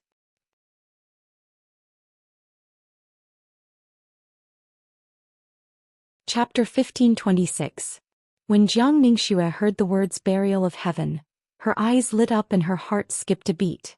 Fortunately, she was calm and smart enough to not show any abnormalities on her face. Her expression was as calm as ever. However, Ji Tianxing was testing her on purpose. He had been observing the changes in her expression the whole time. Of course, he could tell that her emotions were surging and she was quite excited. Jiang Ningxue pretended to be confused and thought for a moment, then said, "Burial of Heaven? This name is a little strange, but it's very domineering. Young Master Ji, can you let me take a look at your Burial of Heaven?" On the surface, it seemed that she had never heard of the Burial of Heaven and was just curious. Ji Tianxing did not hesitate and handed the sword to her without hesitation. She quickly took it and held the black dragon sword with both hands. Her eyes were bright as she carefully observed it. She could tell that this sword was not only exquisite, but also contained a sense of antiquity. Especially the black dragon on the hilt. It was very lifelike, as if it was about to come to life. Most importantly, this sword was not an ordinary magic weapon. It was not a lifeless object. It actually had a soul and divine energy. It was like a sleeping divine dragon that could come to life at any time to tear the sky apart and soar through the 9 heavens. This feeling made Jiang Ningxue very certain that this was an extraordinary divine sword. It was very similar to the legendary Burial of Heaven. After a while, Jiang Ningxue was still holding the black dragon sword. She turned it over and over again, admiring it very much. Ji Tianxing saw that she was looking at it for a long time without saying anything, and had no intention of returning it. He asked, "Miss Jiang, what's wrong?" Jiang Ningxue finally came back to her senses. She smiled awkwardly and explained, "Young Master Ji's Burial of Heaven is indeed a peerless divine weapon. In all my life I have never seen such a spiritual and extraordinary divine sword. I was so shocked that I lost my composure for a moment. I have made a fool of myself in front of young Master Ji." Ji Tianxing smiled and nodded. He said in a playful tone, "Since Miss Jiang likes this divine sword so much, I will reluctantly part with it and give it to you. What do you think?" Jiang Ningxue's body trembled. Her face was filled with joy as she stared at Ji Tianxing with sparkling eyes. She asked, "Young Master Ji, are you really willing to give me such a godly sword?" Ji Tianxing's smile became more and more playful. He nodded and said, "Of course I'm willing to part with a beauty like Miss Jiang, but I have a condition." Jiang Ningxue was too focused on obtaining the sword of Burial of Heaven to notice the teasing look in his eyes. She quickly asked, "What are your conditions, Mr. Ji? There's no harm in speaking." "Really?" Ji Tianxing looked at her with a smile and walked to her side. He leaned over and whispered in her ear. Hearing his conditions, Jiang Ningxue's delicate body trembled. Her body froze on the spot. When she came back to her senses, her face was red with embarrassment. Even her fair neck was covered in a layer of red. Her body was also trembling. She lowered her head, not daring to look Ji Tianqing in the eyes. She stood up with a flustered expression and quickly returned the sword of burial of heaven to Ji Tianqing. She then turned around and left in embarrassment and anger. Ji Tianqing looked at her back as she left in a hurry. The smile on his face became more and more playful. He asked in a loud voice, "Miss Jiang, do you agree or not? If you've made up your mind, come to my room tonight. We'll have a good talk again." Jiang Ningxue staggered and almost crashed into a pillar. The maids and guards around the courtyard all looked at her strangely when they heard Ji Tianqing's voice. She was instantly overwhelmed with shame and anger. She quickened her steps and ran through the corridor, leaving the courtyard as if she was escaping. After she left, Ji Tianqing put away the evil smile on his face, and his eyes regained their clarity and calmness. Since you are not a treacherous and fickle woman, why did you try to test me for Lu Li? I only tested you a little bit and you showed your true colors. Lu Li's honey trap seems to have collapsed by itself. Ji Tianqing put on a smile. After he went back to his room, he thought of another key issue. When I went to the foot of the mountain to receive tributes, 2 envoys of the White Knight Empire attacked me first. I injured them and they ran away. Then 2 masked men in black showed up. They also wanted to take the sword of burial of heaven. Not long after that, Lu Li came to the Mount of Gods to pay his respects. He even asked the chief guardian to transfer me to the Hall of Tranquility. Lu Li tried his best to win me over. He even resorted to honey traps to let Jiang Ningxue get close to me to show his goodwill. Lu Li must be after the Heaven's Burier sword since he was willing to pay so much for it. Are the 2 masked men in black from the Empire of Thousand Snow? Previously he had been wondering if the 2 groups of men who attacked him were from the Empire of White Knight. Now that Lu Li was trying so hard to please him, he understood that the second group of men in black might be from the Empire of Thousand Snow. On this thought, Ji Tianqing told himself that no matter what Lu Li was up to, he must be careful. It was late at night again. In a study room in the Hall of Tranquility, Lu Li was sitting in front of a desk. Jiang Ningxue in a white dress was sitting in front of him. She was reporting to him calmly. "Lu Li, today I approached Ji Tianqing on my own initiative. I spent half a day with him and I have found some clues." Hearing this, Lu Li was delighted. He asked at once, "Shuer, what did you find?" Jiang Ningxue said with relief, "I have gained his trust. Recently he has reached a bottleneck in his cultivation of swordsmanship. He wanted to practice swordsmanship and asked me to give him some guidance. He took out a black sword called the Burial of Heaven. I have observed it carefully. There should be no mistake." Lu Li's eyes glowed. He became excited and eager. "Are you sure that is the Burial of Heaven? That's great. As the saying goes, even heroes fall for the charms of beautiful women. Seems that the beauty trap is the most effective. Shuer, since Ji Tianqing is willing to show you the Burial of Heaven, it means that he has a good impression of you and trusts you. You must strike while the iron is hot and find a way to get the Burial of Heaven." Speaking of this, Jiang Ningxue's expression became weird. She said with resentment, "That guy said that he is willing to give me the Burial of Heaven, but he has a condition." "What condition?" Lu Li asked in a hurry. "Did you agree?" Jiang Ningxue's face was cold. A glint of coldness flashed through her eyes. She said angrily, "That damn lecher, he wants me to sleep with him for one night." Lu Li's expressions froze. He frowned with displeasure. But he thought to himself, "Damn that punk. He pretends to be a gentleman but he is such a pervert."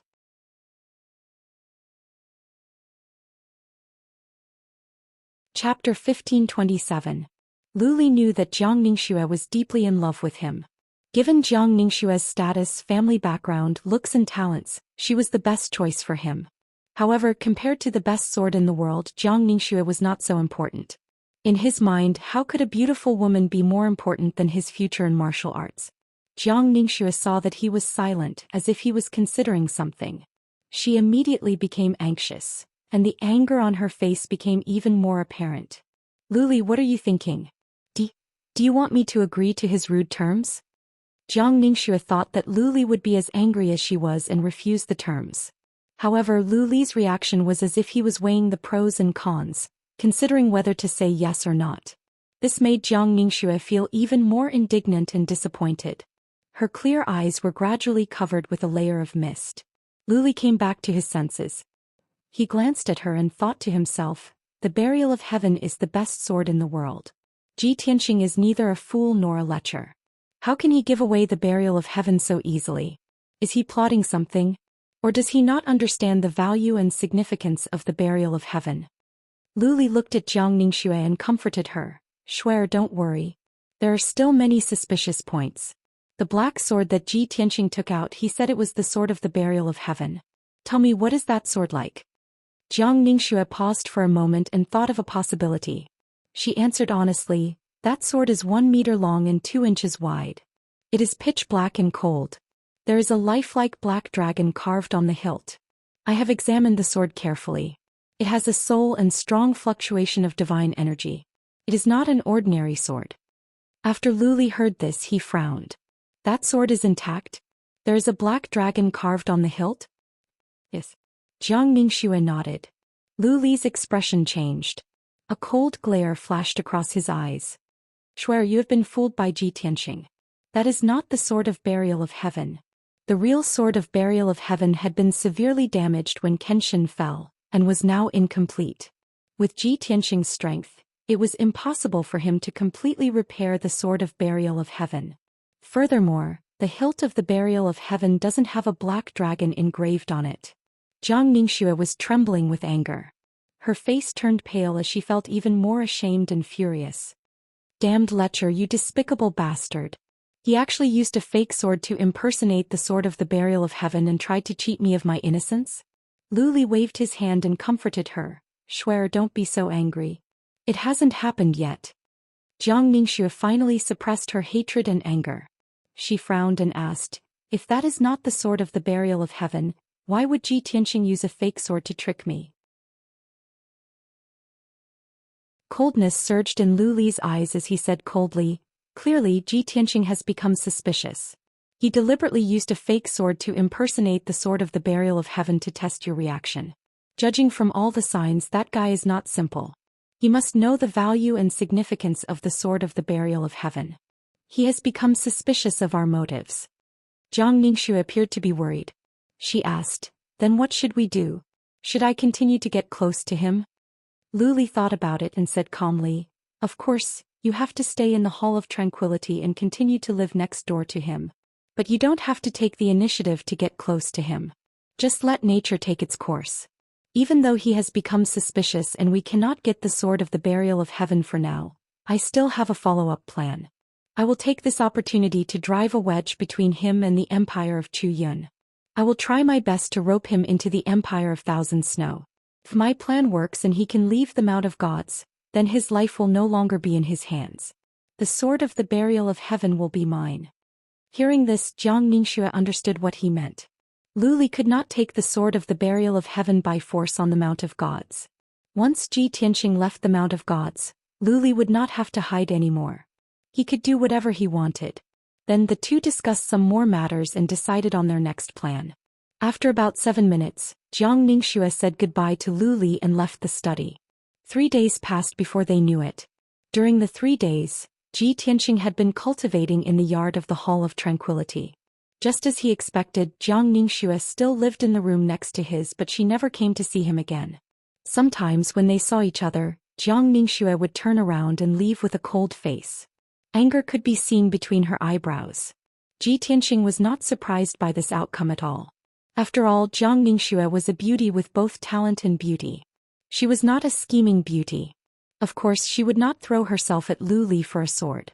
Geniuses had their dignity and pride. However, compared to the quietness of the Hall of Tranquility, the palace where the geniuses of the 6 states lived was bustling with noise and excitement. It was unknown who spread the news, but it spread among the geniuses of the 6 nations. Now everyone knew that Ji Tianxing had turned to Luli, the crown prince of the Empire of Thousand Snow.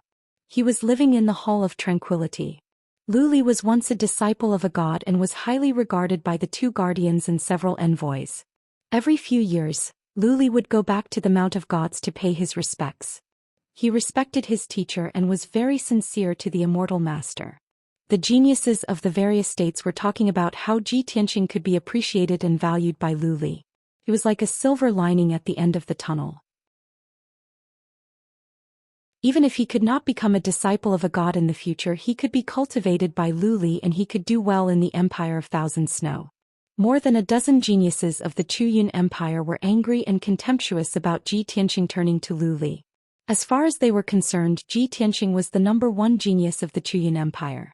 He had disgraced himself by ruining the worship ceremony. Now he had turned to the crown prince of the Empire of Thousand Snow. How shameless! He had disgraced the Chuyun Empire. If it were not for the fact that it was inconvenient for them to go to the Hall of Tranquility, they would have reprimanded Ji Tianqing in person. Apart from this, some insiders said that Lu Li had begged the chief guardian to give Ji Tianqing another chance. When the 7 days were up, Lu Li would bring Ji Tianqing with him when he went to the temple to pay his respects. As long as Ji Tianqing bowed to the temple devoutly and repented sincerely, the anger of the chief guardian could be appeased. By that time, Lu Li could put in a good word for Ji Tianqing to the chief guardian. Maybe he could be exempted from punishment. When the geniuses of various states learned about this, they were all criticizing secretly. They were waiting for Lu Li to go to the temple to pay his respects so that they could see Lu Li and Ji Tianqing with their own eyes. Soon the 7 days were up. Today was the day Lu Li would go to the temple to pay his respects. Early in the morning, the maids and guards in the Hall of Tranquility were busy. There was a hubbub of voices.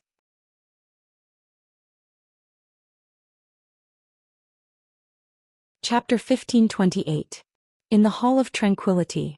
In the spacious yard, more than 40 guards and maids were lined up in neat rows, looking solemn and dignified.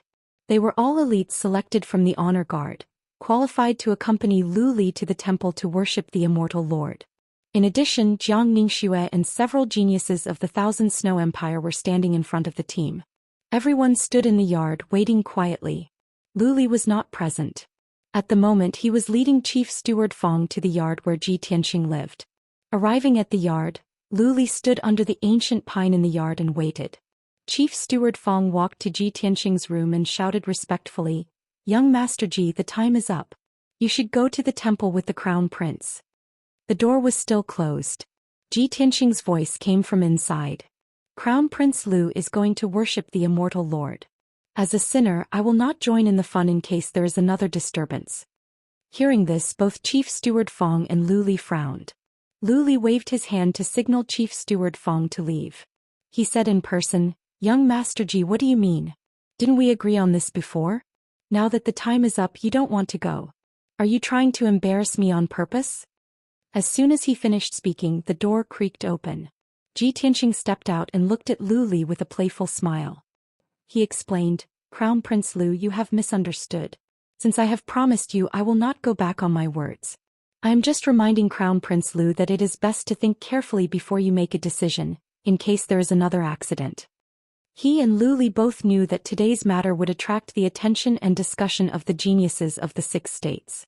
It was inevitable that something would go wrong. Lu Li was stunned. He smiled and said, "As long as young Master Ji is sincere in repentance, what accident can happen? Also, since I dared to invite young Master Ji to worship in the temple, I have thought it through." Sincere in repentance? Ji Tianqing raised his eyebrows and a playful smile appeared on his face. Others might not know, but he knew very well that he did not do anything wrong. Why should he go to the temple to repent? He had never done anything wrong, so how could he repent and turn over a new leaf? The reason why he agreed to go to the temple with Lu Li to worship the immortal master was that he had other intentions. Ever since the great changes in the world and the incident of the divine thunder, he had been harboring many doubts in his heart. He pondered for a long time, but he still couldn't figure it out. Why did the scene of Kenshin and martial god Taihao sparring appear in his soul when he entered the temple and saw the statue of divine Lord Taihao? Why did the great guardian tie him to the stone pillar and whip him? Why did the entire Mount of Gods shake and even thunder strike him? Was it because of the sort of burial of heaven, or because he looked like Kenshin? Or was it because of the Kenshin tomb in his body? He had always wanted to figure out the relationship between him and the Kenshin. He wanted to go to the temple again to see if there would be another great change in the world. Would the statue of divine Lord Taihao be worthy of his worship? With so many questions in mind, Ji Tianxing followed Lu Li out of the yard and into the front yard. Lu Li was at the front of the group, followed by Ji Tianxing, Jiang Ningxue and Chief Steward Feng. Behind them were the maids and guards. They walked out of the Hall of Tranquility in a formidable array and walked toward the temple under the Tower of Clear Heaven. The sun had just risen. The faint golden sunlight shone on the peak of the Mount of Gods, illuminating all the buildings. The sea of clouds around the peak was also suffused with a golden glow. It was an auspicious sight. For Lu Li, this was a good omen which made him feel relaxed and happy. Soon they arrived at the plaza outside the temple. This spacious plaza was destroyed by the great changes in the world and the divine thunder, turning into a pile of ruins. Later, the powerful warriors and craftsmen of the Tower of Clear Heaven restored the plaza to its original state in just one day. At the moment, more than 100 young talents of the 6 states were gathered in the plaza.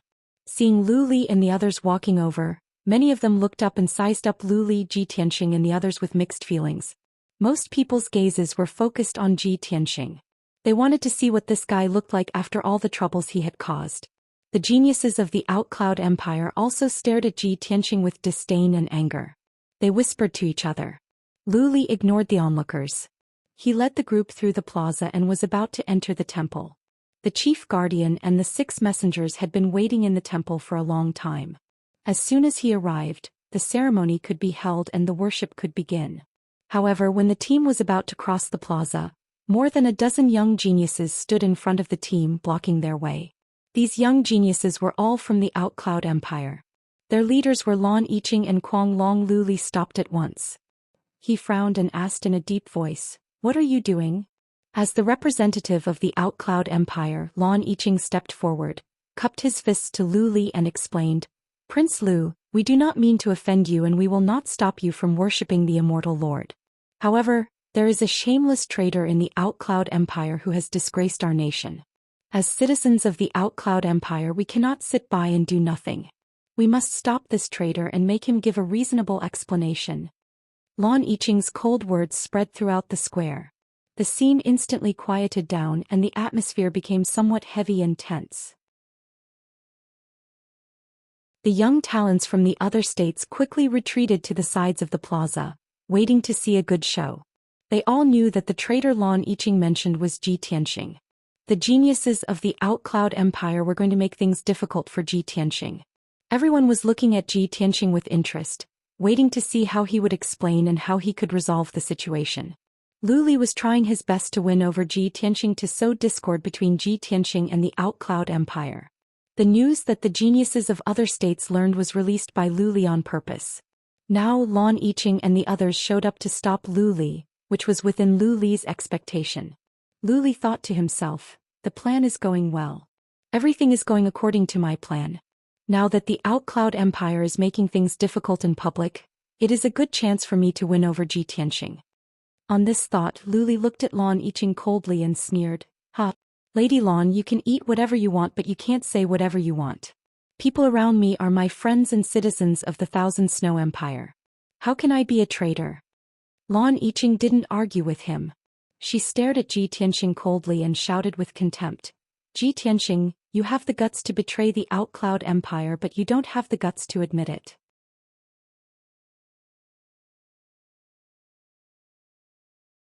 Chapter 1529. Lan Yiqing's attitude was tough and her words were harsh. She was smart enough to not argue with Lu Li. That would be a waste of time. She directly called out Ji Tianxing. She would not offend Lu Li too much and at the same time she could put Ji Tianxing in a passive and awkward situation. As long as Ji Tianxing still had his dignity and character, he would not turn a deaf ear to it. He would step forward bravely. Young talents from different countries were looking at Lan Yiqing with new eyes. They had different opinions about her. This girl is so scheming. Ji Tianxing is going to be embarrassed. This Lan Yiqing is calm and wise. Her means are sharp. She has pointed out the core of the problem. No wonder after Ji Tianxing was punished she has become the role model of the Chuyan Empire. We cannot underestimate this girl. We must be careful of her in the future. Lan Yiqing couldn't help but sneer when she saw that people were whispering and pointing at Ji Tianxing. Ji Tianxing, do you think you can turn over a new leaf just because you have Lu Li as your backer? Don't even think about it. I will not let you go to the temple to repent and turn over a new leaf. If you take this chance to please the chief guardian and avoid punishment, you will become my stumbling block in the future." Beside her, Kuang Long and the more than a dozen young talents sneered as well. They looked at Ji Tianxing with contempt. For a moment, Ji Tianxing became the focus of attention. He was pushed to the teeth of the storm. But he had expected that Lan Yiqing and the others would stir up trouble, so he was prepared. He walked out of the crowd calmly and stood in front of Lan Yiqing with a sneer of disdain. "I don't belong to any force. How can I betray you? You should keep the word, traitor, to yourself." Lan Yiqing and Kuang Long's expressions changed. They frowned and the contempt on their faces grew. "What a shameless guy." Lan Yiqing scolded coldly. "Ji Tianxing, don't forget that you are the #1 genius of the Chuyan Empire. Now you've sided with the crown prince of the Thousand Snow Empire. If this isn't betrayal, then what is?" Ji Tianxing also frowned and said contemptuously, "Lan Yiqing, are you deaf or are you out of your mind? I've already made myself clear. Do you still not understand? Although I came to the vast heaven pagoda with the identity of the Outcloud Empire's #1 genius, I'm not a member of the Outcloud Empire. Who I want to be with is my personal matter. What does it have to do with you?" Yi Qingtang thought. "Who the hell are you? Are you qualified to tell me what to do?" The cold and majestic voice spread throughout the entire square. The geniuses from various countries were all shocked as they looked at Ji Tianxing in disbelief. No one would have thought that he would say such arrogant words and even scold Lan Yiqing so badly. Lan Yiqing was so angry that she glared at him. She pointed at him and said "you" 3 times but could not find a word to refute. Kuang Long and the other young geniuses were also furious. They looked at Ji Tianxing as if they were going to spit fire. However, like Lan Yiqing, they had seen Ji Tianxing participate in the ranking battle with their own eyes. At that time, Ji Tianxing's style of dress was completely different from the people of the Chuyan Empire. Even his speech and accent were very awkward. Everyone knew that Ji Tianxing was indeed not a member of the Chuyan Empire. However, Lan Yiqing was furious. She had not achieved her goal, so how could she back down? She pointed at Ji Tianxing and shouted coldly, "Ji Tianxing, if it weren't for the special care of Saint Emperor Chuyun, how could you become the #1 genius of the Chuyan Empire? Now that you want to join the Xianxia Empire, how could you say such heartless words? Saint Emperor Chuyun will not let you go." Kuang Long and the other young geniuses nodded in agreement while cursing furiously. Ji Tianxing stared at Lan Yiqing coldly and scolded contemptuously, "I became the #1 genius of the Chuyan Empire because of my strength. I used my real strength to defeat all of you trash, not because of anyone's special care. As for whether the great Emperor Chuyun will let me go, what does that have to do with you? Who do you think you are to represent the great Emperor Chuyun? I'm warning you one last time, don't tell me what to do. Take your claws away or I don't mind crippling them." Such arrogant words made Lan Yiqing, Kuang Long and the other geniuses turn pale and tremble. He dared to say such arrogant words in front of the geniuses of the 6 countries. He was too arrogant. However, his aura was majestic and his entire body emitted an incomparably domineering aura. Every word he spoke was like muffled thunder that fiercely shook the hearts of everyone present. Lan Yiqing was shocked and angry. He was so angry that he almost vomited blood. His face was livid. "Ji Tianxing, you will definitely pay for what you've said today." She glared at Ji Tianxing with a face full of hatred. After leaving behind some harsh words, she turned around and left. She wanted to use today's opportunity to humiliate Ji Tianxing in public and stop him from going to the temple. She didn't expect things to turn out this way. Not only did her plan fail, but she was also scolded by Ji Tianxing in public. She was humiliated. The more she thought about it, the more ashamed she became. She was so angry that she spat out a mouthful of blood. Kuang Long and the other young geniuses quickly surrounded her and retreated to the edge of the square to comfort her. However, there was still one person standing in front of Lu Li and Ji Tianxing. He was in a white robe. Even though he was a man, he was as beautiful as a woman. His temperament was feminine and charming. Without a doubt, he was Yin Wu Quebec. Although he was also in the crowd just now, he didn't say anything from the beginning to the end, nor did he slander Ji Tianxing. At the moment he was looking at Ji Tianxing with mixed feelings. He secretly sent a message, "Young Master Ji, I didn't expect that things would turn out this way. No matter what, I must remind you that Lu Li is a cunning and scheming man. He will do anything to achieve his goals. Even if you are in trouble, you should not follow him. He is not a wise leader. Ji Tianxing also looked at him with a deep gaze, sending him a message. Thank you for your concern and reminder. I have my reasons and plans for doing this. Also, I don't belong to any force and I will not submit to anyone. Even if the Holy Emperor of Thousand Snow was here, he could not make me submit to him, let alone Lu Li. Hearing Lu Li's words, the worry in Yin Wu Kei's eyes disappeared. He nodded slightly to Ji Tianxing and transmitted his voice to him. I didn't misjudge you. You are still arrogant and proud as always. However, I was born in the Chuyin Empire. My family and friends are all in the Chuyin Empire. Therefore, I am unable to stand up and support you. Please forgive me.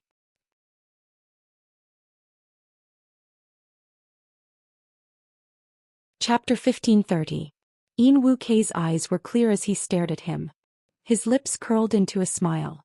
He and Ji Tianxing looked at each other for a while before Yin Wuk turned around and went back to the crowd. The disturbance caused by Lan Yiqing and the others was resolved by Ji Tianxing. His confidence and dominance left a deep impression on the talents from different countries. Once again, Yin Wuk had become the focus of discussion. Lu Li looked at Ji Tianxing and then at Lan Yiqing and the others at the edge of the plaza. A glint of disappointment and disdain rose in his eyes. He had thought that Lan Yiqing and the others could embarrass Ji Tianxing and put him in a humiliating position. By then Lu Li would step in to solve the dispute and help Ji Tianxing out of the crisis. Lu Li was sure that he would be appreciated by Ji Tianxing. Little did he expect that Ji Tianxing could solve the problem with only a few words. He even made Lan Yiqing spit out blood and almost went on a rampage. Lu Li's plan had failed. He couldn't help but curse. I am so disappointed in the Chuyin Empire. Of course, Lu Li had to act as if nothing had happened. He led the others through the plaza and into the temple. At the gate of the temple, the more than 40 maids and escorts stayed outside and knelt in the corridor with respect. As servants, it was already a great honor for them to be able to come to the temple. They were not qualified to enter the hall. Only Ji Tianxing, Jiang Ningxue and several talents from the Empire of Thousand Snow followed Lu Li into the hall. In the splendid hall, Chief Guardian stood in front of the statue of the immortal. The 6 messengers stood on both sides of the statue. Just like the previous ones, this worship ceremony was hosted by Chief Guardian. He held a book of laws in his hands and stood in front of the statue solemnly. He looked at Lu Li and the others with dignity. Lu Li led Ji Tianxing and the others to the center of the hall and bowed to the Chief Guardian and the messengers. Greetings, Chief Guardian and messengers. Ji Tianxing didn't react. He didn't bow or say anything. He looked at the wall behind the Divine Master's statue, observing the murals and symbols. Meanwhile, he could not help but recall some scenes related to martial god Taihao deep in his mind. Those were Kenshin's memories, but they were scattered and fragmented. Fortunately, he didn't lose focus. His eyes were still clear and calm. Seeing that he did not bow, the great guardian was a little displeased and his eyes turned cold. However, he suppressed the dissatisfaction in his heart and ignored Ji Tianxing. In his mind, Ji Tianxing's disrespect towards him was nothing, but disrespect towards Divine Lord Taihao was a heinous crime. He held the codex in his hands and announced in a solemn tone, I declare that the worship ceremony will now begin. Then with a solemn tone, he began to recite the profound and obscure divine scriptures. His right hand slowly waved as he performed a mysterious seal. Everything is born without a beginning, there is a beginning and there is an end. Nothing is wrong, nothing is thought. As the solemn voice of the chief guardian echoed in the hall, Lu Li dropped to his knees with respect and kowtowed to the statue. His expression and posture were full of reverence and devotion. After 3 kowtows he stood up, took 3 steps forward and kowtowed 3 more times. Then he walked toward the Divine Master's statue step by step, kneeling every 3 steps and kowtowing every 9 steps. It was truly 3 kneels and 9 kowtows.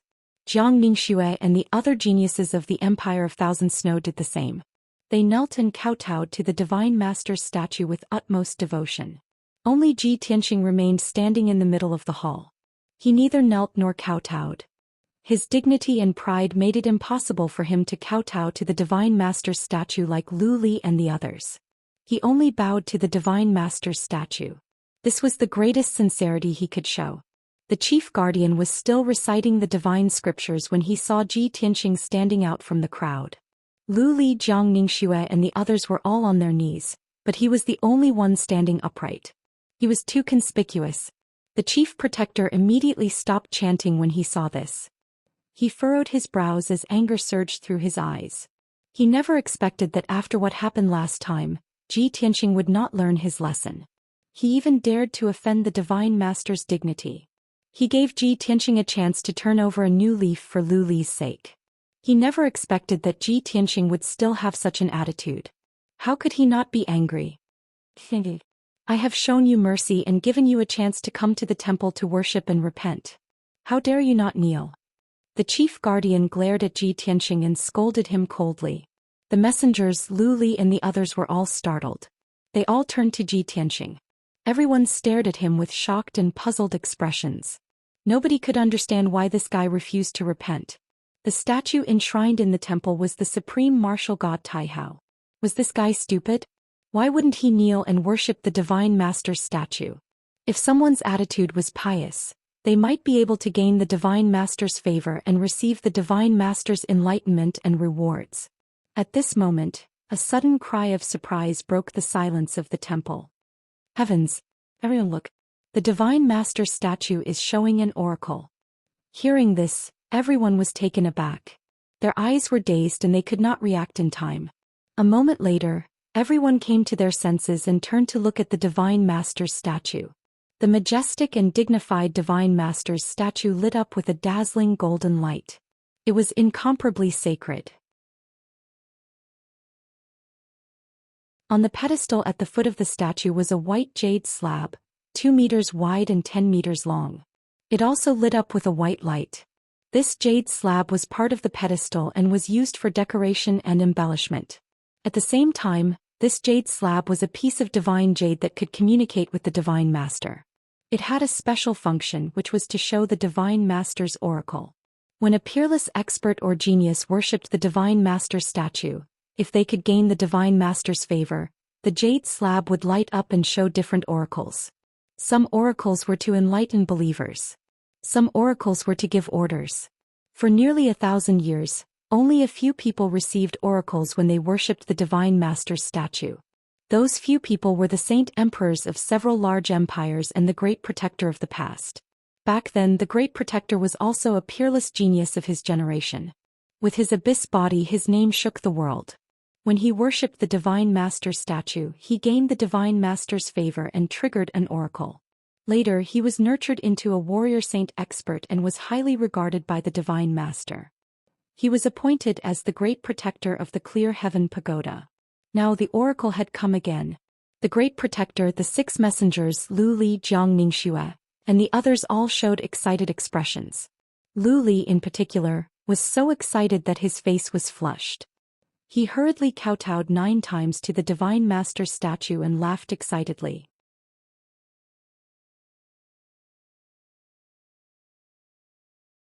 Chapter 1531. Everyone understood that a person that could trigger an oracle must have received the Master of God's favor and attention. Such a person would either be a powerful warrior like the 6 holy emperors or a peerless genius that could become a powerful warrior of the holy emperor level in the future. Today was the day that Lu Li paid homage to the Master of God. Not only was Lu Li devoted to the Master of God, but he was also a gifted warrior. Almost everyone was convinced that the oracle was given to Lu Li by the Master of God. The several messengers were looking at Lu Li with gratification and applauding him. This is great. Lu Li's devotion has moved the Master of God. For decades, we have seen with our own eyes that Lu Li would come back to pay homage to the Master of God every 2 years to thank the Master of God for his cultivation. He deserves it. When Lu Li was still an apprentice, we all thought highly of him and believed that he would achieve great things in the future. Seems that we are right. Right. The Master of God has given us an oracle. This is his acknowledgement of Lu Li. Chief Guardian was so happy that he even forgot about Ji Tianxing's disrespect to the Master of God. Looking at Lu Li with glowing eyes, Chief Guardian exclaimed, "Lu Li, I have always seen your talent and your devotion to the Master of God and I approve of it. Now you have finally won the Master of God's favor and the oracle is here. You have achieved something. I am happy for you and I am proud of you. Lu Li had become the center of attention. Being praised by the chief guardian and several messengers, he was so excited that his heart was pounding. He had been waiting for this day for hundreds of years. In order to win the Master of God's favor, he had done everything he could. Now his wish had finally come true. He was so happy and excited that he almost jumped to his feet. That being said, he tried his best to suppress his excitement. He remained humble and courteous. He bowed to the chief guardian and the messengers and expressed his gratitude in a dignified manner. Jiang Mingxue and the other geniuses of the Empire of Thousand Snow were looking at Lu Li with admiration. For them, this was a dream that was out of their reach. They were excited and proud that Lu Li had been acknowledged by the Master of God. However, right when everyone was filled with excitement and revelry, a voice that was filled with bewilderment resounded once more in the hall. Why is the Divine Master's oracle a little strange? The hall instantly quieted down. Everyone stopped smiling and turned to look at Lin Daoyi. He was the first one to notice the arrival of the oracle. Now it was him again. After carefully examining the oracle, he asked this question. Everyone looked at the jade slab at the base of the statue. On the white jade slab, there were 2 lines of golden words. When I first entered the conferred God's land, I was struck by lightning from the 9 heavens. When the day comes, I'll break the secrets of heaven with a single sword. The years passed without a trace. The affairs of the world reincarnated into another epoch. Even now, I still think of the 9 heavens beyond, destroying the Milky Way and breaking spacetime with my palm. Previously, when everyone saw the white light flickering on the jade board, they only knew that the Divine Lord's oracle had arrived. Because of this, they cheered and jumped for joy. No one carefully read the contents of the oracle. Now they stared at the 2 lines of words. After reading it 2 or 3 times, they all frowned in confusion. Not only did the chief guardian and the 6 emissaries find it strange, but even Jiang Mingxue and the several geniuses of the Empire of Thousand Snow were suspicious. They secretly observed Lu Li's expression. Lu Li stared at the 2 lines of golden words. The excitement and ecstasy in his heart disappeared without a trace. He was filled with confusion, disappointment, and unwillingness. He pressed his lips together and said nothing. Anyone could see that the first sentence of the oracle excluded Lu Li from the list. When he first entered the conferred God's land, he was struck by lightning from the 9 heavens. This clearly meant that the one favored by the Divine Lord had just entered the Mount of Conferred Gods and he had attracted lightning from the 9 heavens. When the day comes, I'll break the secrets of heaven with a single sword. This implied that the Divine Lord thought highly of this person. This person was talented and had unlimited potential. In the future, he would become a powerful warrior who could break the secrets of heaven with a single sword. As for the second paragraph, no one could understand it. For example, the words time of ages, reincarnation after reincarnation, beyond the 9 heavens, destroy galaxies, and break time and space were even more confusing. The Divine Lord's oracle was strange. No one knew who it was referring to. The chief guardian, the 6 emissaries, Lu Li and the others were all silent. They frowned and discussed in confusion. Ji Tianxing was the only one in the hall. After a moment of thought, he put on a smile. He put his hands behind his back and stared at the statue of the Divine Lord with glowing eyes. He murmured to himself, "It seems that the changes in heaven and earth and the thunderbolts were not coincidences. Martial God Taihao has sensed my existence and he thinks that I am Kenshin. That is why he sent down this oracle. Time of ages left no trace. Reincarnation after reincarnation. Even now he still thinks about beyond the 9 heavens, destroying galaxies and breaking time and space. Martial God Taihao is talking about Kenshin, isn't he? Or perhaps he intentionally said these words in order to test if I'm the reincarnation of the Sword God." Thinking of this, he finally understood the reason for the disturbance. The smile on his face grew wider. The chief guardian and the 6 emissaries were discussing telepathically, trying to figure out the meaning of the oracle. Suddenly he glanced at Ji Tianxing.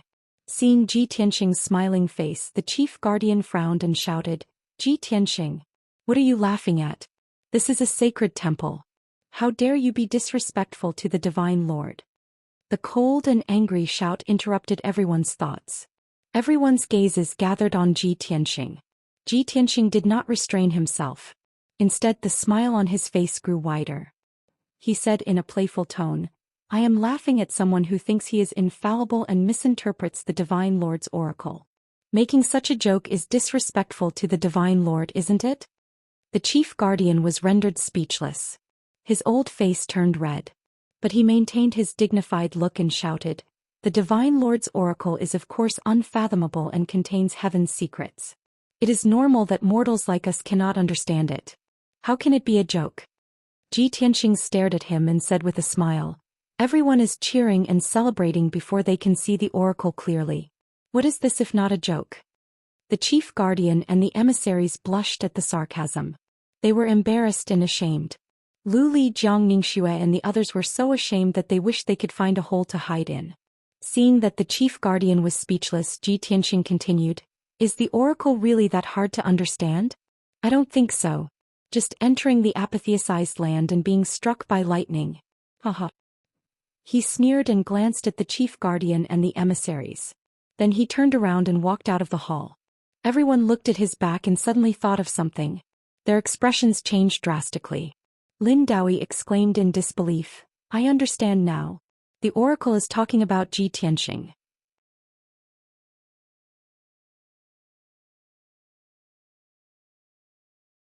Chapter 1532. Even if Lin Daoi did not remind, the majority of the people present also guessed the answer. That Divine Master's oracle was absolutely not bestowed to Lu Li. It was talking about precisely Ji Tianxing. After all, there was a sentence in the oracle: "First enter God's sealing mountain, be struck by divine lightning of the 9 heavens." Looking at the past 1,000 years, only Ji Tianxing alone could cause such a commotion. It was just that everyone subconsciously believed that Ji Tianxing had offended the Divine Master's majesty before. He was still a sinner right now. How could he possibly obtain the Divine Master's oracle? When the oracle descended, everyone's first reaction was Lu Li and would not consider Ji Tianxing at all. This was simply too preposterous. But the oracle still appeared clearly on the jade tablet. Who dared to question the Divine Master's oracle? The expressions of the chief protector and the few divine envoys all became very complicated. Before this, they did not take Ji Tianxing seriously and even somewhat loathed and hated him. In terms of strength, this guy could not rank in the top 5. In terms of talent, this guy was also very ordinary. Yet this guy was arrogant and conceited, triggering a huge change in heaven and earth, causing God's sealing mountain to tremble and nearly causing a catastrophe. If not for Jiu Jiu coming forward to protect him, the chief protector would have long expelled him from the vast heaven pagoda. But now this guy just bowed to the Divine Master's statue and obtained the Divine Master's favor, even showing the oracle. This was simply too inconceivable, too dreamy. The few divine envoys stared at the oracle and were still whispering to each other, discussing the meaning of the oracle. But the chief protector frowned, all sorts of thoughts currently flashing through his mind. No wonder His Highness Jujia would protect Ji Tianxing.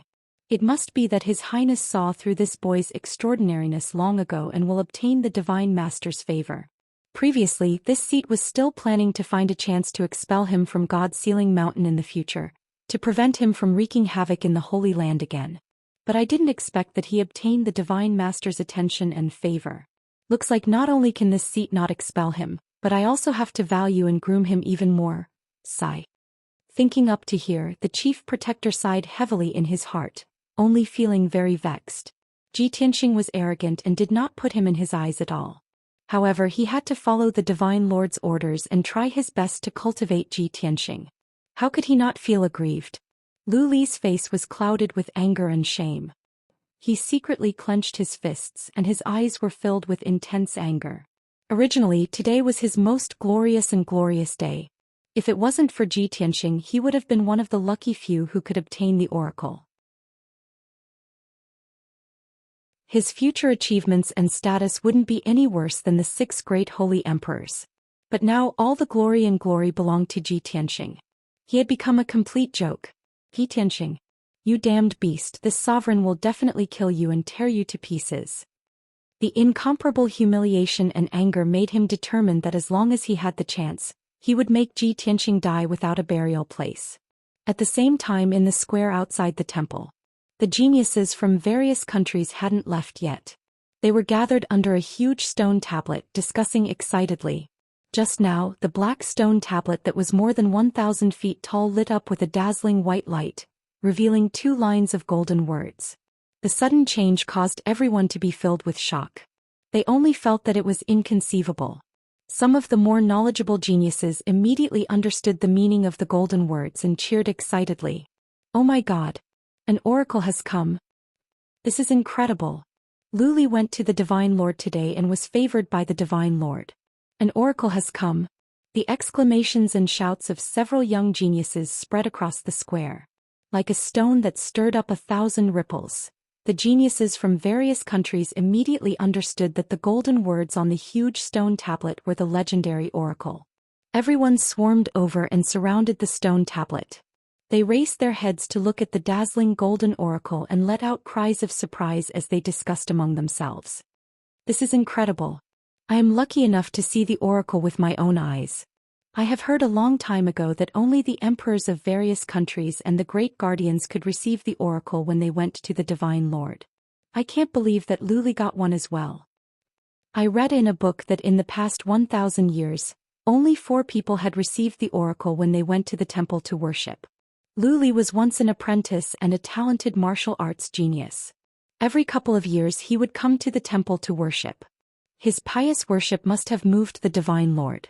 That's why the Divine Lord cherished talents and gave him the oracle. Now Luli is going to be famous in all the 6 countries. He can be favored by the Divine Lord. In the future he will be as successful as the holy emperors of various countries." Everyone's faces were filled with excitement as well as intense envy and jealousy. Just as everyone was discussing animatedly, someone suddenly let out a cry of surprise. "Look, why is that guy coming out?" Many young geniuses turned to the gate of the temple. They saw a handsome man in a white robe walking out of the temple. Everyone was not unfamiliar with him and recognized him immediately. He was Zhou Xian. Instantly, the gazes of the geniuses from various countries were gathered on him, revealing playful and mocking sneers. "Strange, the worship ceremony is not over yet. Why did this kid come out in advance? The worship is not over and he dares to leave rashly. This is a great disrespect to the Divine Lord. Zhou Xian is really unrepentant. Last time he caused such a big disturbance. Today he is disrespectful to the Divine Lord. I'm afraid he will be expelled from the vast heaven pagoda soon." Luli brought him to worship the Divine Lord. But when Luli got the oracle he left in advance. How can the gap between people be so big? Luli is a dragon that soars in the 9 heavens and this kid is a worm in the mud. What is he? How can he be mentioned in the same breath as Luli? The geniuses from all over the world were discussing without restraint. They were all gloating and laughing without restraint. Among the crowd, Lan Yiqing, Guanglong and the geniuses from the Rising Cloud Empire stared at Zhou Xian, smiling happily as if their hatred had been vented. "Ha ha ha. Zhou Xian must be kicked out. Right. He is disrespectful to the Divine Lord. He has no right to enter the temple to worship. It is only natural that he is kicked out. It is funny that this guy wants to ride on Luli's coattails. Luli got the oracle and soared while he ran away with his tail between his legs. How ironic. Of all the people present, the ones from the Rising Cloud Empire were the happiest to see Zhou Xian. As far as they were concerned, the more humiliated Zhou Xian was, the more satisfied they would be. In the time for 10 breaths, Zhou Xian walked across the plaza and arrived in front of the crowd. He glanced at the oracle on the stone tablet. He wanted to leave and go back to the vast heaven pagoda. However, the geniuses from various countries did not shy away from laughing and talking about him with contempt. You're tuning in to the Zhou Xian's Legacy YouTube channel. Don't forget to subscribe and join us on this journey to catch the most captivating stories.